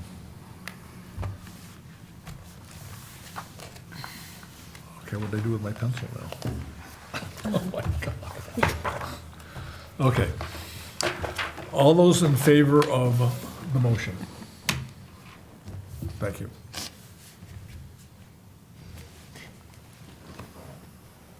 Unanimous. The third criteria is that the granting of the variance would not alter the essential character of the locality. Briefly. Yeah, the lot should be able to support a maximum density of 12 units. We're proposing 7 at this time. This is zoned residential, the neighborhood's residential, and we're providing really good distances from our neighbors from the developed area of the lot, and it took a lot of time to design that. That's a couple 100 feet, Jared, or so, from, I mean, so, there's a house down near Campbell Shore Road on the right-hand side, Yes. and then there's another one that's a couple hundred yards, or 100 yard, couple hundred yards up the road, proposed road, or that's, oh, they're not on Campbell, off that road, though. No. Okay. So our first driveway starts at, I want to say about, well, let me just tell you. Yeah, Will it start above the stormwater easement, or below the stormwater easement? Here they are. yeah, it's beyond the stormwater easement. I want to say it's about 450 feet. I can't, I'm shooting Okay. from the hip. I don't have the stationing And shown. there's no visibility from the road to the house to the left? From the road to the house to the left, you would not see This house. there's several hundred feet from the road, Okay, from Campbell Shore to the first house. okay, thank you. I would make the motion that the granting of the variance will not alter the essential character of the locality. Is there a second? I second. Any comments from the board? All those in favor? All those opposed? Carries 3-1. Letter D, the hardship is not the result of actions taken by the applicant or a prior owner. Would you briefly describe or answer that question again, other than your narrative? A summary of your narrative, maybe. Sure. The parent parcel was first changed in 1986. The location of the stream has not been changed, probably in geological time. And the lot that was created, or the changes to the lot are not in the vicinity of the existing stream that's related to the shoreline zone. So when you refer to the parent lot, is that lot 1? The parent lot is the lot in its original creation. Okay. So prior to 1986, the lot essentially extended, had 2 other pieces out on Campbell Shore that were divided off. I can specifically state which ones those are. The first lot that was created off of this one was now or formerly Thomas Sweet, map 56, lot 17-19-1. And the second lot that was created was now or formerly Francis Lund, Barbara Lund, map 56, lot 17-19. Our lot is lot 17-19-2. Thank you. So the parcel in essence has been there, and it's just been subdivided since then? Correct. Okay. Oops. Anybody have any questions? I have a question.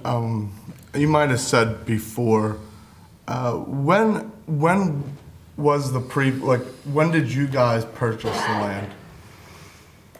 1 year ago. 1 year ago? And then was it on the market?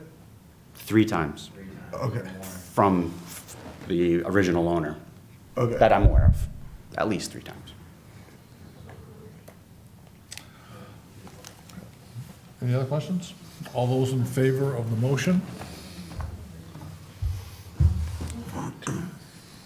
Unanimous. Okay, let's make sure that we review the area in gray for this. Because actually, there's no area in gray there to get to the appeals process.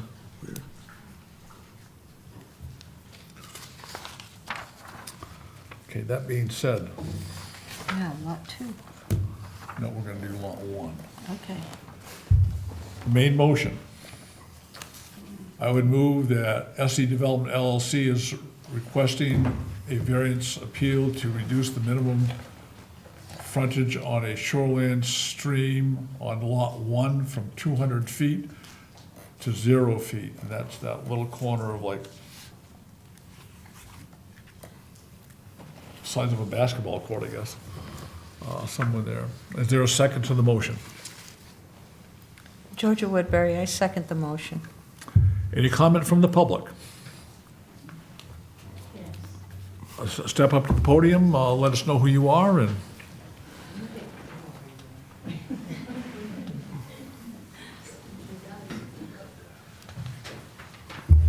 I'm Kathy Grinnell. I live, we are abutting property owners to the back part of the land. We live on 20 Campbell Shore Road. So, the first thing I want to do, in the letter that we received from the town, it stated that if people could not be present, that they could submit comments in writing and it would be shared with all board members. And that is not the case of what happened. So I do have a letter from my cousin, Kim and Bill Shelley. this one? Maybe you did get it. Yeah, We did. Yeah. Kim Okay, Shelley. all right. I was- Sent by email. You want to go over that? Do you want to just review it? Well, yeah, I think we should, because I think they wanted their opinions to be read publicly. Okay. So, I I will do that for you if you like. If you want. The only thing I would clarify is that they said shoreline zoning to go from 200 feet to 0, and we know now that that wording should have been frontage. Okay. Submitted by Kim Shelley via email to Inga Connors, who is the works in the code administrative officer. They write, "We are writing to express our concerns for the proposed development by SE Development LLC at 28 Campbell Shore Road. We are disturbed to see that they have requested a variance for shoreline zoning to go from 200 feet to 0 feet, which is now,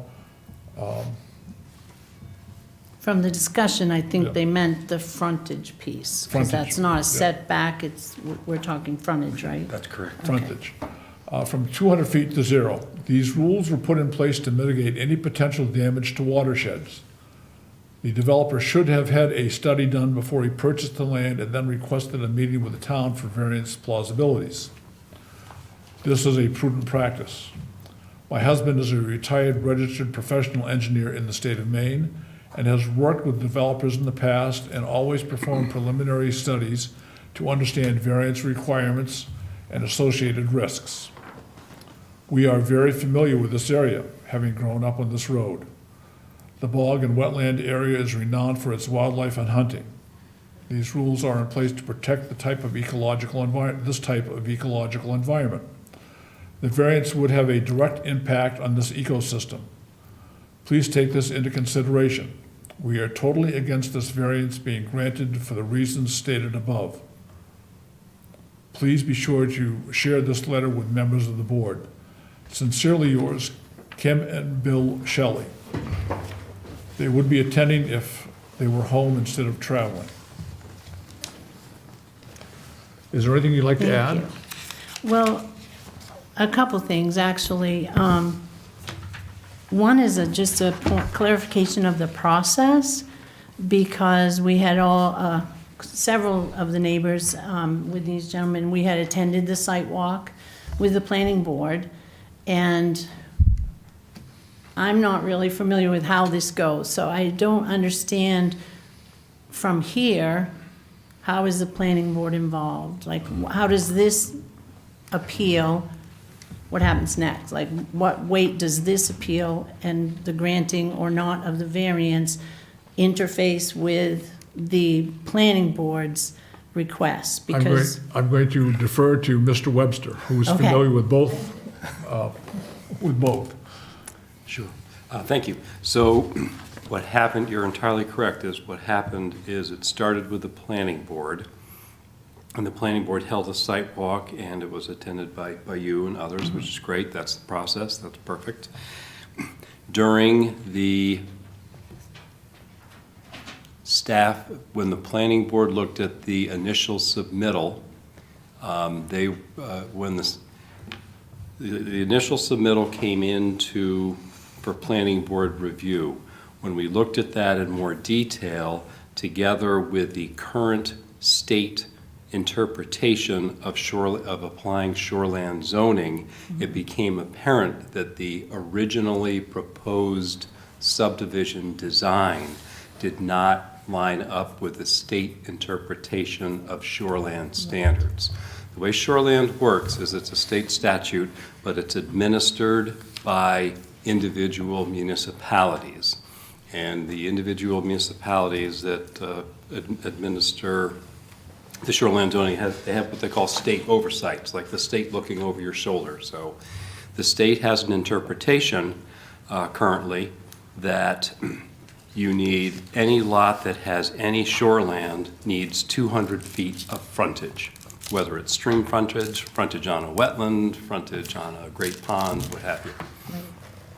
And because it was discovered partway through the planning board process that the originally proposed design did not meet the state interpretation of shoreland standards, it changed, if you want, went from subdivision, and so the staff said, okay, time out on the planning board review, we need to resolve this shoreland-ism in Okay. order to move forward with the planning board, So from here, it goes back to the planning board, pending what the board and then there'd does. be more approval or Yep. variations made. Yep. Okay. And so for the past several months, there has been communication between the town codes staff and DEP, and planning board portion is put on hold.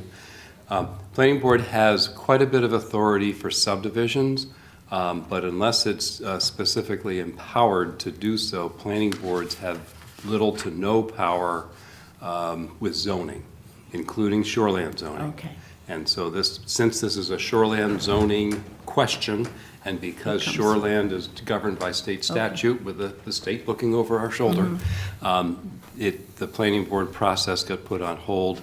If the board decides to grant the necessary variances for the revised design dated March 25th in the packet, then the application would go back to the planning board, and the planning board would continue that process. Okay, great. Thank you so much, because I think that it helps all of us to know that process. It's a good question. And I do want to say that I felt like the site walk was very beneficial, and the subsequent plan, I do feel like a lot of the concerns that were raised were taken into account, and I'm sure a lot of it had to do with finding out about that other thing too. So I do appreciate that work.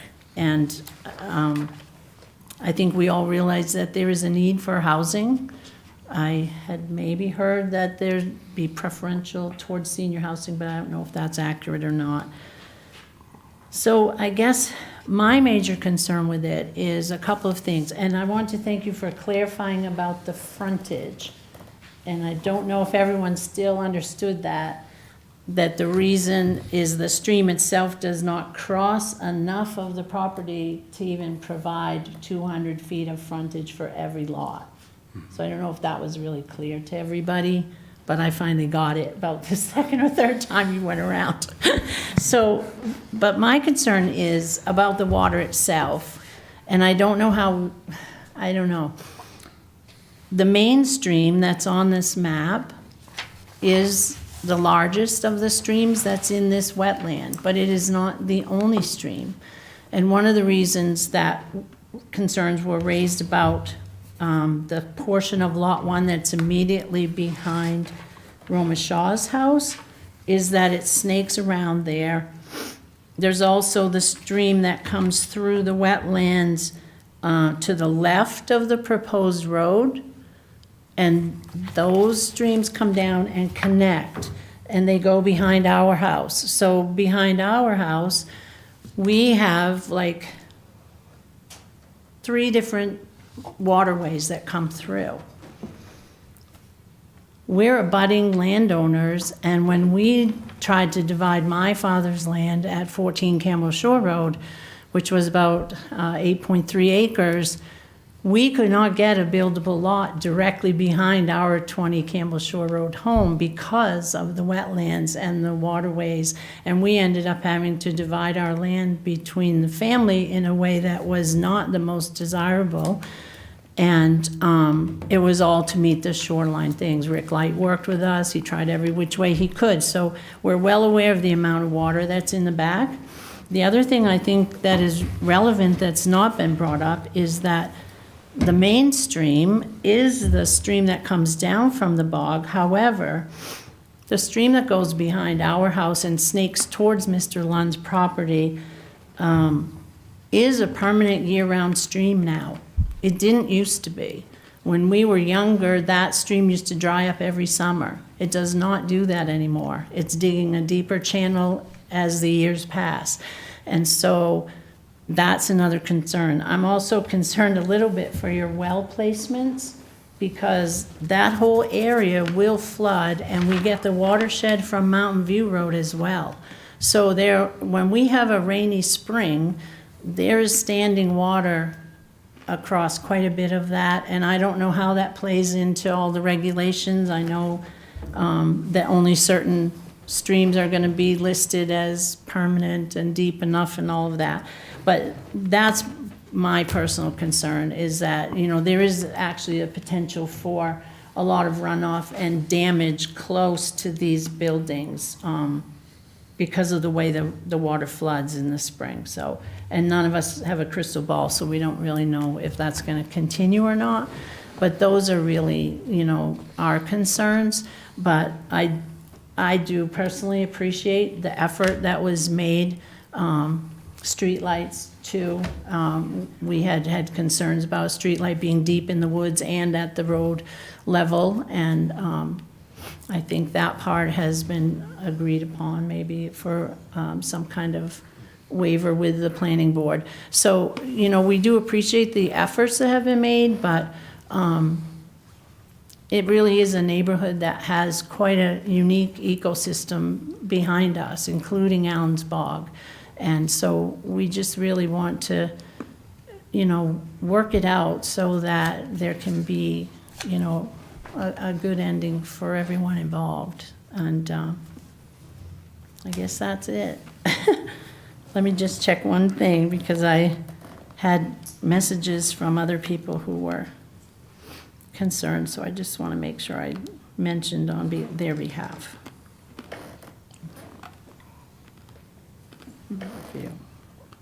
Oh, and also, this is also from Kim Shelley.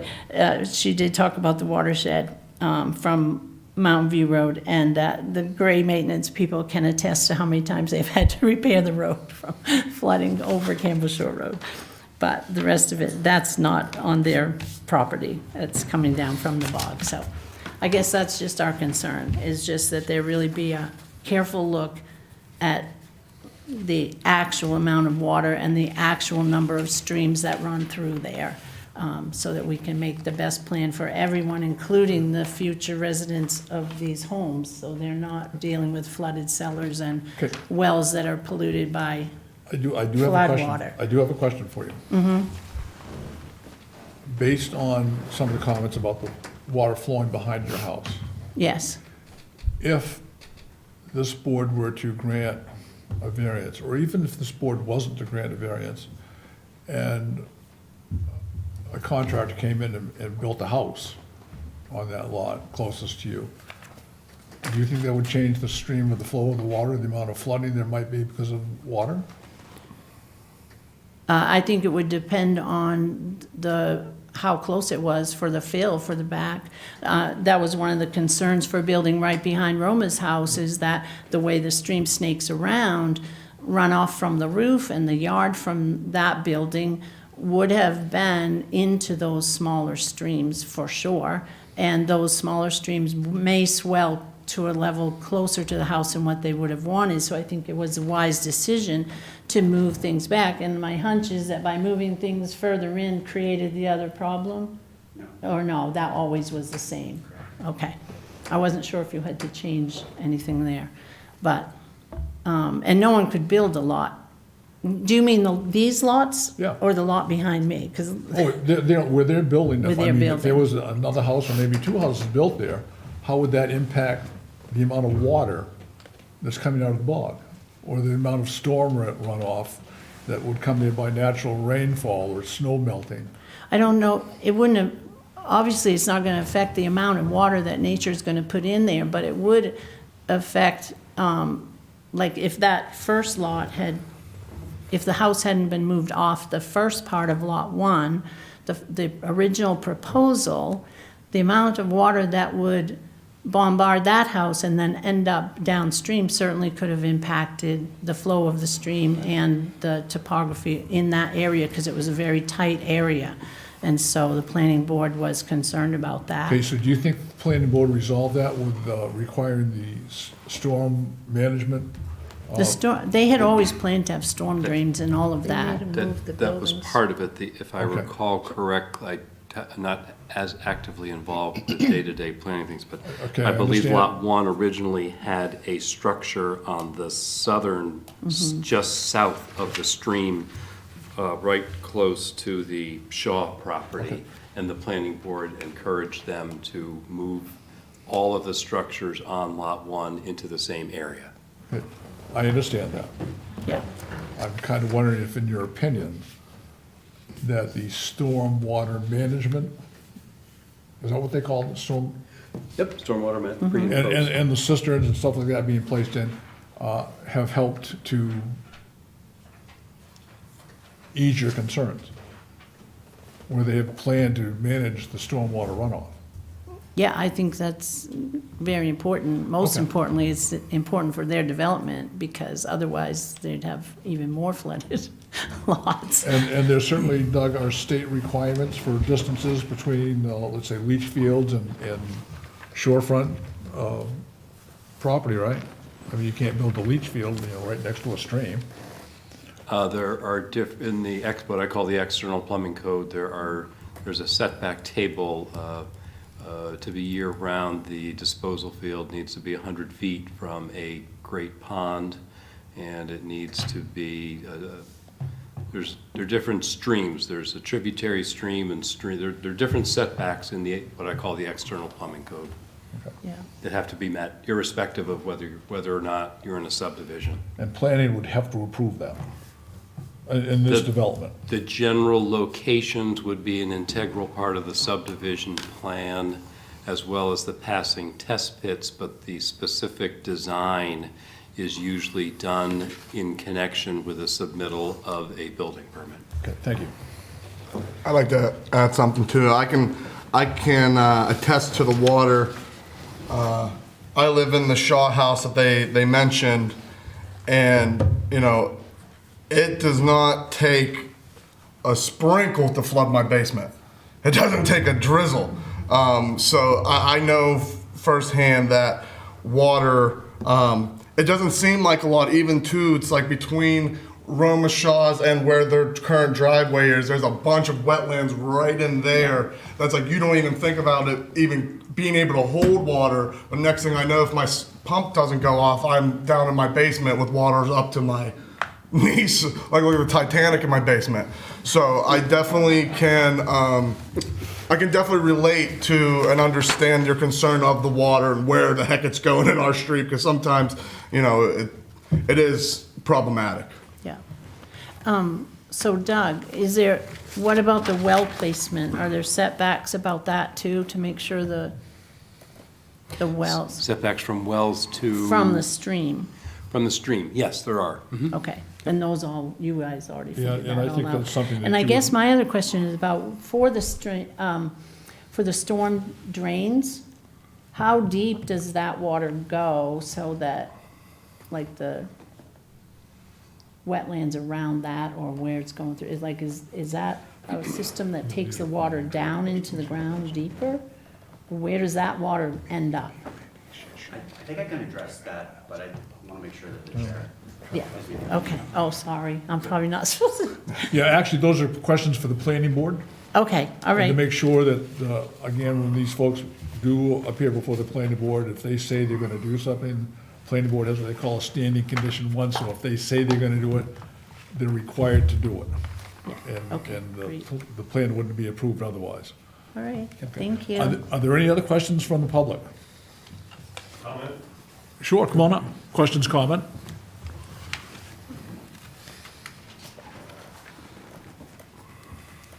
Hi, John Van Brunt, 34 Campbell Shore Road. I kind of know how all this works.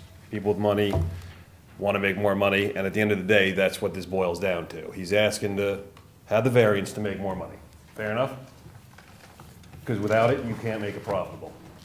That's what, that's what we're boiling down to. So I don't think it's right to make a variance from 200 feet down to 0 to make more money. My other concern ties in with this lady's concern. The stream that isn't shown on here, brook trout spawn in that. I've seen it. I'm not a biologist. Maybe we should have the biologist look into it, because they do spawn in there along with the second stream that's not here. So something to think about. We're trying to make a couple bucks, but we could be impacting spawning habitat for brook trout. Thank you. Is there anybody via Zoom or Teams meeting? Anybody else in the room for questions or comments?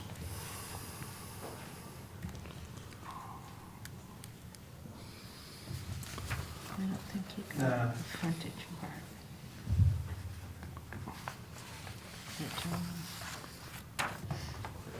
What are you saying? Asking? No, that 0 footage is the frontage on the water, not the distance from the water. That's correct. That's correct. So the lot in question has no frontage on the street. Lot one. Right. Lot 1. Lot 1 has no. Has no frontage. No frontage. It's shown right on the plan, yes, Yeah. that's Yeah. correct.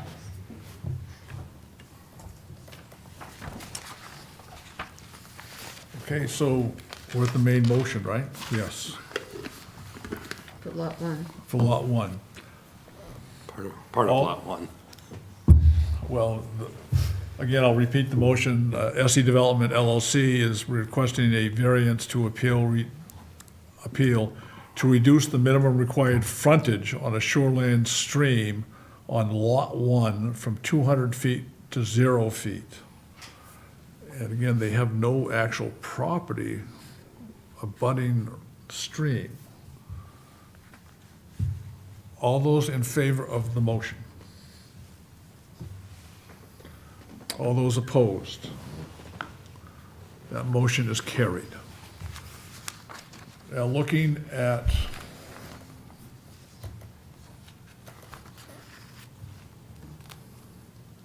motion 2, which would be consideration of a variance appeal to reduce the minimum lot area per residential dwelling unit within the shoreline zone on Lot 1 from 80,000 square feet to 1,612 square feet, and 4,835 square feet for lot. So that's the total. Okay. So if I could explain Please. briefly. Yes. So the agenda that was, lost my agenda, here it is. The agenda that was posted for this meeting has those same numbers, but because of the requirement in the shoreline zoning ordinance, it's the minimum land area per dwelling unit. So on Lot 1, there are 3 dwelling units. So you take the 4835 that was on the agenda, and you divide that by 3, and you come up with 1612. Does that make sense? Three dwelling units on Lot 1. You need to reduce, if the variance is to work for the purposes of the proposed subdivision, each dwelling unit gets 1612 square feet for a total, for all 3, of 4835. Instead of 80,000? Yes, yep. 80,000 down to 80,000 per dwelling unit to 1612. It's noteworthy that the town of Gray, how to keep this simple. You've got the shoreline zoning statute, and then you have what they call the Chapter 1000 guidelines. The Chapter 1000 guidelines only, which is the state minimum, only require 40,000 square feet per dwelling unit. Gray has doubled that to 80. So, but because Gray is governed by its shoreline zoning ordinance, in order for the project to move forward, it needs to be from 80 per dwelling unit, 80 down to 1612. The state model, again, is 40,000, is half of that. So Gray has effectively doubled that, and I believe that the reason that they did that is because in many instances you have the shoreland zone 250 feet back around a great pond, and then immediately behind that, as per earlier tonight, you have the Lake District. The minimum lot size in Lake District is 80,000, and I think what happened when Gray adopted the 80,000 in its shoreland, they were trying to mirror Lake District. So you have Lake District and shoreland zoning having the same lot size. that being said, now I have another question. Okay. Where this is rural residential. Oh, this is RRA? Okay. Yeah. Well, that's 80,000 too, so. Okay. Are there other developments in town that are not 80,000 square feet with multiple housing on it? Yes, commercial. Yep, commercial and village center proper, and medium density. Different lot sizes. Okay.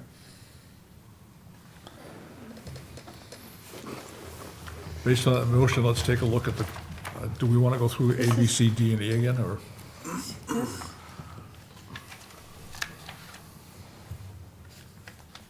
So I'm,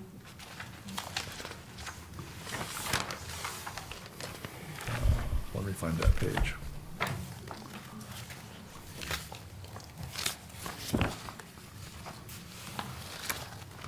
and it's behind that. I think, I don't know for sure. Okay. Reference to No, it is in front the of it. second motion, which you all have before you. Criteria A. The land in question cannot yield a reasonable return unless a variance is granted. We did determine for the first motion, and we're dealing with the same lot, correct, Doug? Lot 1, that's Yes, correct. we're dealing with the same lot. That's correct. It's a different variance request on the same lot. Okay. Letter A, the land in question, I will make a motion that the land in question cannot yield a reasonable return unless a variance is granted. Is there a second? Georgia Woodbury, I'll second the motion. Comments or discussion? I guess I have to say that, you know. Confused. Yeah, I'm not confused, because what we're doing is that now that we've had the amended motion, we have to, and we've kind of already determined that if he can't get the setback for shoreland frontage, that it wasn't usable property. So now, we're kind of determining whether or not there would be a reasonable return on the lot, or would not be a reasonable return on the lot, if we reduce the lot size to say you can have 3 dwellings on that lot, as opposed to, like 1, 2, or none. And remember that this is only the portion of the lot Lot that's in the 1. shoreland zone. The entirety of the lot is 3.4 acres. acres. Or 0.4 acres. It's 132,000 square feet. Okay, that's where I got confused. Okay. Georgia Woodbury, because I'm reading in here, 132,442 square feet for Lot 1. That's correct. And I'm looking at this and it's saying 1,612. That's the shoreland area. And Okay. that was what we touched upon before we took the break, I think, is that we're only talking about the variance requests that, in order to have the project move forward, are only needed for the portion of the lots within the shoreland zone. I understand now. So in Sorry. comparison, it's like Yep, no, one, it's tricky stuff. so Doug, in comparison, it's like 1 square on a checkerboard. Kind of. Yeah, that's a good analogy. Yeah, Or it might be 2 squares, but, And it stems back, as I alluded to before, this is the state's current interpretation that's the, what's caused this to be a question. okay, thank you. it's only the shoreline. Okay, Each of these say within the shoreland zone. okay. The balance, these are the variances that are needed for the project to move forward that affect just the shoreland portion of Thank you. the respective lots. I think we're in the same position we were on, the first part of this, is that, mean, we've already kind of determined that if we didn't give him the shorefront, reduced down to the zero, based on this checkerboard square-sized land in question, that it wouldn't be a reasonable return on the property. My And answer I guess I'm inclined to say that on the same one. I can't see tossing out just because of a checkerboard square. Mr. Chair, if I may. Yes. My response to all of your questions for A, B, C, and D would be the same for all variances. Okay, thank you.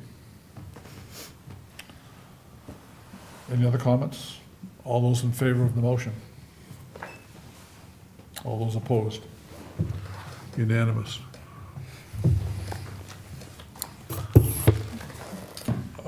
Question 3, again, let's look at that, just, pardon? There'll be the public hearing on the main motion, Okay, sorry. because I'm getting these criteria. Gotcha, passed. sorry, I thought that was the main No. motion.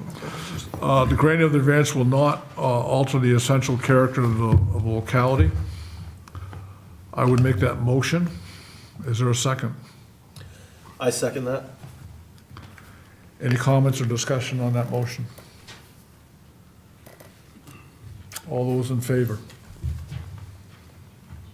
All those opposed? 3-1, it passes. That the hardship is not the result of action taken by the applicant or a prior owner. I make that motion. I make the motion that the action is not the hardship is not the result of an action taken by the applicant or prior owner. Is there a second? I second that. Any discussion? All those in favor? 4-0. Excuse me, Mr. Chairman, Yes, I forgot to vote on B, question B. Lot 2. No. I apologize, you are correct. I make the motion that the need for the variance is due to the unique circumstances of the property and not to the general conditions in the neighborhood. Is there a second? I second that. Again, it's not a situation that the landowner or the potential developer created. The stream is there.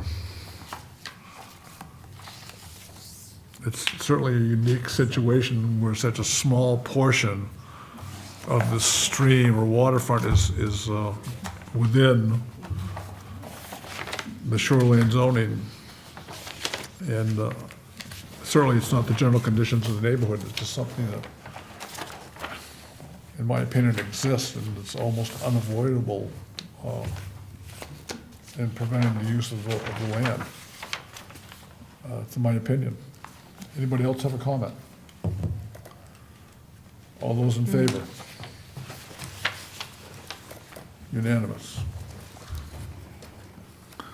The main motion is to grant a variance to appeal to reduce the minimum land area per residential dwelling unit within, you have, again, shoreline zoning, but it's an RRA, on Lot 1 from 80,000 square feet to 1612 square feet per unit for the 3 housing units, the 3 dwelling units And Lot 1. on Lot 1. Is there a second? Georgia Woodbury, I second the motion. Is there any comment from the public? Pretty much the same. We're making amendments here. It's a postage stamp, but it's still the rules, right? Just saying, Yes, you're correct. just saying. I mean, we're judging, what we think the impact would be, and is the variance a good request or not, a viable request? It still needs to go to the planning board. And it still needs to go to the planning board. Yeah. They have to give final approval. DEP and Army Corps as well. Pardon? The main DEP and Army Corps as well. So the main DEP, and the DEP could say no. Yeah. Army Corps could say no. That's correct. All those in favor of the motion? Oh, I'm sorry. I didn't see your hand up. Well, do I have to go up there again? Yeah, you do. I mean, the public wants to hear you. So, actually, I guess my question might be for Doug. It just occurred to me, you know, like you were talking about whether it's going to change the face of the neighborhood. I mean, obviously, having 7 new structures is going to change the face of the neighborhood. But my concern again is on the wetlands issue. We already know we have wetlands coming in from both sides of this property. And given the changes we're seeing in climate, has there been a study to, or is it, since, I guess my question is, Doug, do you know of studies in the town, because we have such a huge watershed in Gray, and it's been the topic of studies, you know, the aquifer and everything, for probably more than 25 years, probably since the 70s, when people my age were on the first train about environmental concerns. And so that's all been, so my question is, has there been any indication yet of how these wetlands are spreading as the climate is changing? Because I can tell you, on our lawn is now almost completely covered with moss because of the amount of moisture that is current in our property now that never was there 30 years ago, or when my grandmother owned it in the 1940s and 50s. So I guess that is, again, we don't have a crystal ball, but have you had any evidence in town of other watersheds or streams? We already know the one that goes behind us is a deeper stream than it used to be, gaining size every few years. Is there any evidence of wetlands spreading or changing as we're going through all this? Well, there was a study done about 20 years ago across the whole country. It's called the NWI, the National Wetlands Inventory, and they classified wetlands according, it was done with infrared, actually, with leaf off, with satellites and so forth. And there's a, excuse me, a category of those called emergent. And so if a wetland appears to be getting larger, it's typically, and there's like dead trees in it, that type of stuff, that's typically what they call an emergent wetland.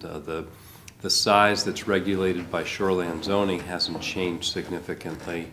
The only other change that I've seen is that some municipalities are changing the storm event, like a lot of stormwater plans used to be like the 25-year storm, and sometimes at least for design purposes, to be a little bit more conservative, they're doing like the 50-year or the 100-year storm for that. So the climate's changing. There's no ifs, ands, or buts about that.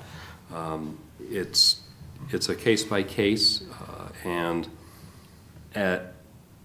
when a development proposal comes forward, there are those that delineate wetlands, and that's an integral part of the review. And that will be part of the EPA. Yep. The stormwater is really a much more of a planning board-ism than here tonight. Okay. And the other thing is, I would echo Derek's comment about water in the basement, and I would really hope that you put in sump pumps in every one of these buildings, because we all get water every Houses that old, spring. typically the drain tile clogs, so Yeah. you want to get that one. Yes, It yeah. might not be because of the leak, it might just be that you have a clog drain. It's very Okay. common in houses that. Yeah, let's try to target that to the planning board if this moves forward, so the planning Great. board can make that Thank you. as part of their Sure. decisions. Any other comments? Anybody on Zoom, TV? All those in favor of the motion? All those opposed? Oh, I'm sorry. All those in favor of the motion? Okay, all those opposed? It's 3-1. I would make the motion. Did you get that, Inga? I don't know what motion you're Yeah, I'm not, Well, it was number 2 on the list. It was the, What's that? yeah, we did. Yeah. Oh, okay, I'm sorry. I'll watch it in the video. Keep going. Okay, the main motion that we just voted on was number 2 on Doug's list. Okay, thank you. Okay. I make the motion that a variance appeal to reduce the minimum land area per residential dwelling unit within RRA, within the shoreland zone. These are all shoreland.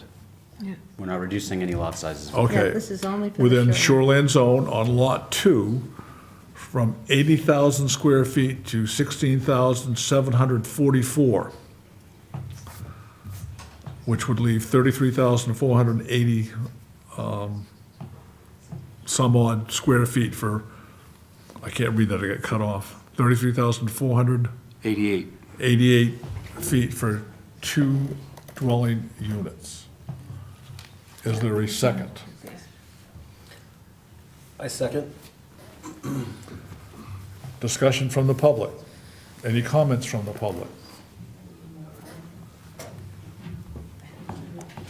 Anybody on Zoom or team meeting?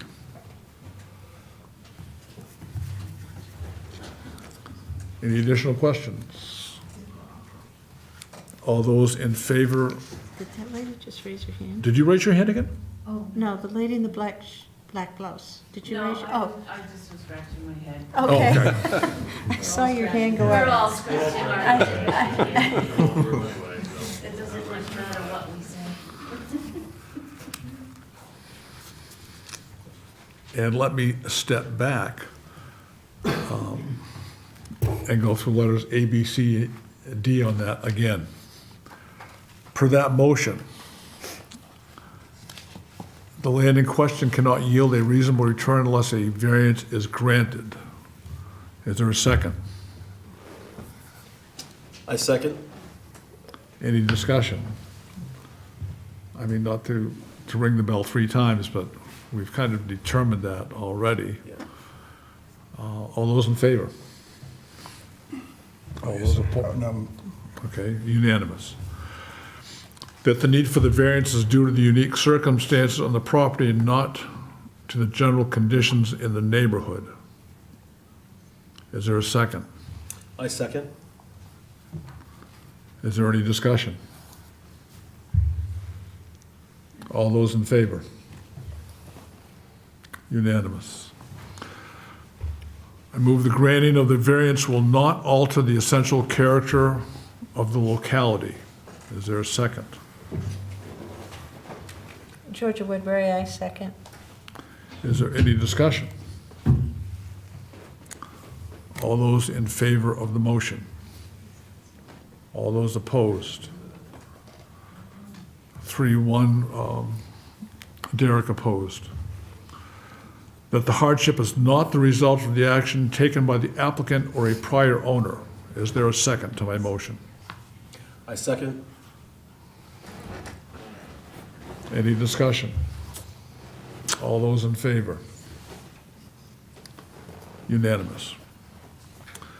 Now, on the main motion, I move that a variance appeal be granted to reduce the minimum land area per residential dwelling unit within the shoreland zone on Lot 2 from 80,000 square feet to 16,744 square feet, or a total of 33,488 square feet for 2 dwelling units. And Georgia, I believe you seconded that, right? Yes, I did. I second it. Any discussion? Any comments from the public? Sir? But I don't have any comments. Oh, you're standing, I thought you had something to say. All those in favor of the motion? All those opposed? 3-1, it carries. I make a motion that a variance or an appeal be given to reduce the minimum land area per the residential dwelling unit within the shoreline zone on Lot 3 from 80,000 square feet to 13,322 square feet, for a total of 26,644 for two dwelling units. Is there a second? Georgia Woodbury, I second. Looking at letter A, the land in question cannot yield a reasonable return if a variance is not granted. Is there a second? I second. Motion Fogg, Grabaz seconds. Any discussion? All those in favor? 4-0. That the need for a variance is due to the unique circumstances of the property and not to the general conditions in the neighborhood. I second. Any discussion? All those in favor? 4-0. That the granting of a variance will not alter the essential character of the locality. Is there a second? I second. Fogg and Grabaz. Any discussion? All those in favor? All those opposed? 3-1 carries. I move that the hardship is not the result of action taken by the applicant or a prior owner. Is there a second? I second. Any discussion? All those in favor? 4-0.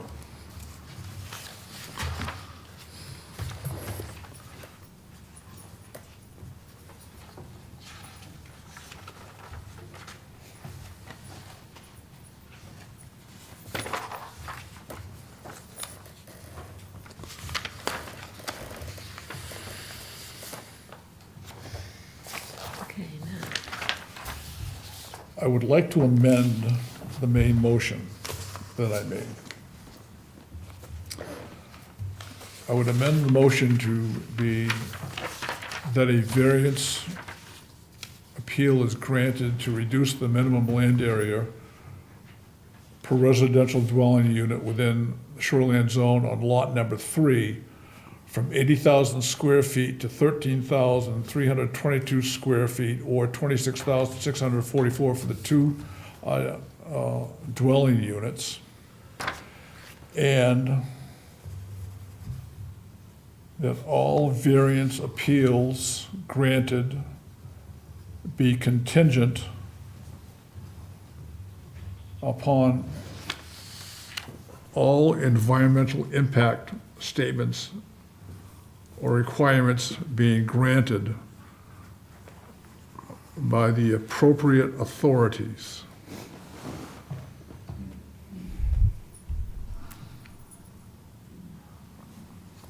That should be for all three lots, right? What, so I'm saying that all the variants be granted. The reason I say that is to ensure that if DEP or Army Corps of Engineers or whoever has to do studies that the planning board might require as one of their conditions for approval, that those be met. If they are not met, that would in essence kill this variance being granted. We support that.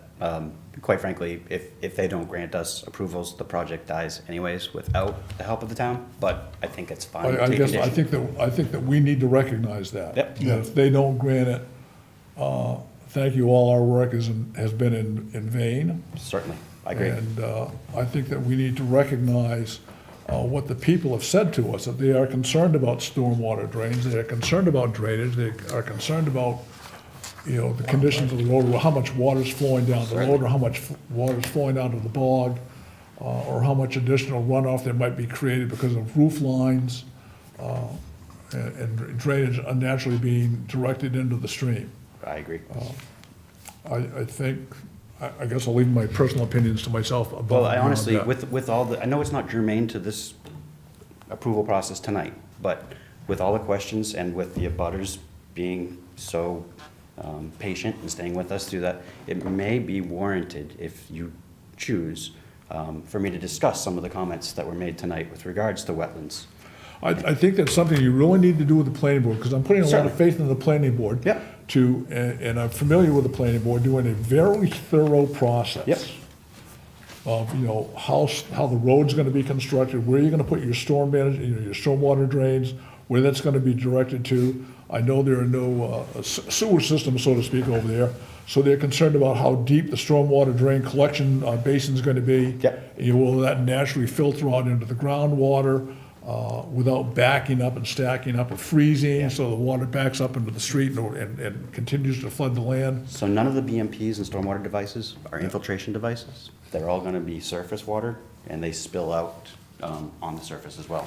There's no proposed catch basins. Yeah. There's no proposed drain manholes. Well, It's all above you know, I grade. think you need to tell that to the planning board and stipulate that to the Yeah, planning certainly. board, so they have a really good, and your question, certainly I recognize the importance of them, I don't want anybody to walk out mad, but it's a two-phase process, and what they've asked of us is to say, you know, should the whole project be thrown out because of, again, I've kind of got this in my mind, a checkerboard square, 1 square out of 64. And if the planning board's as thorough as I know them to be, then I know they will hold you to a very, very high standard. As well as the town staff and peer review. Oh, yeah, they've and done a good DEP job and on Army that. Corps. So, Mr. Chair, EIS has a very specific meaning. It has a series of specific requirements associated with federal funding.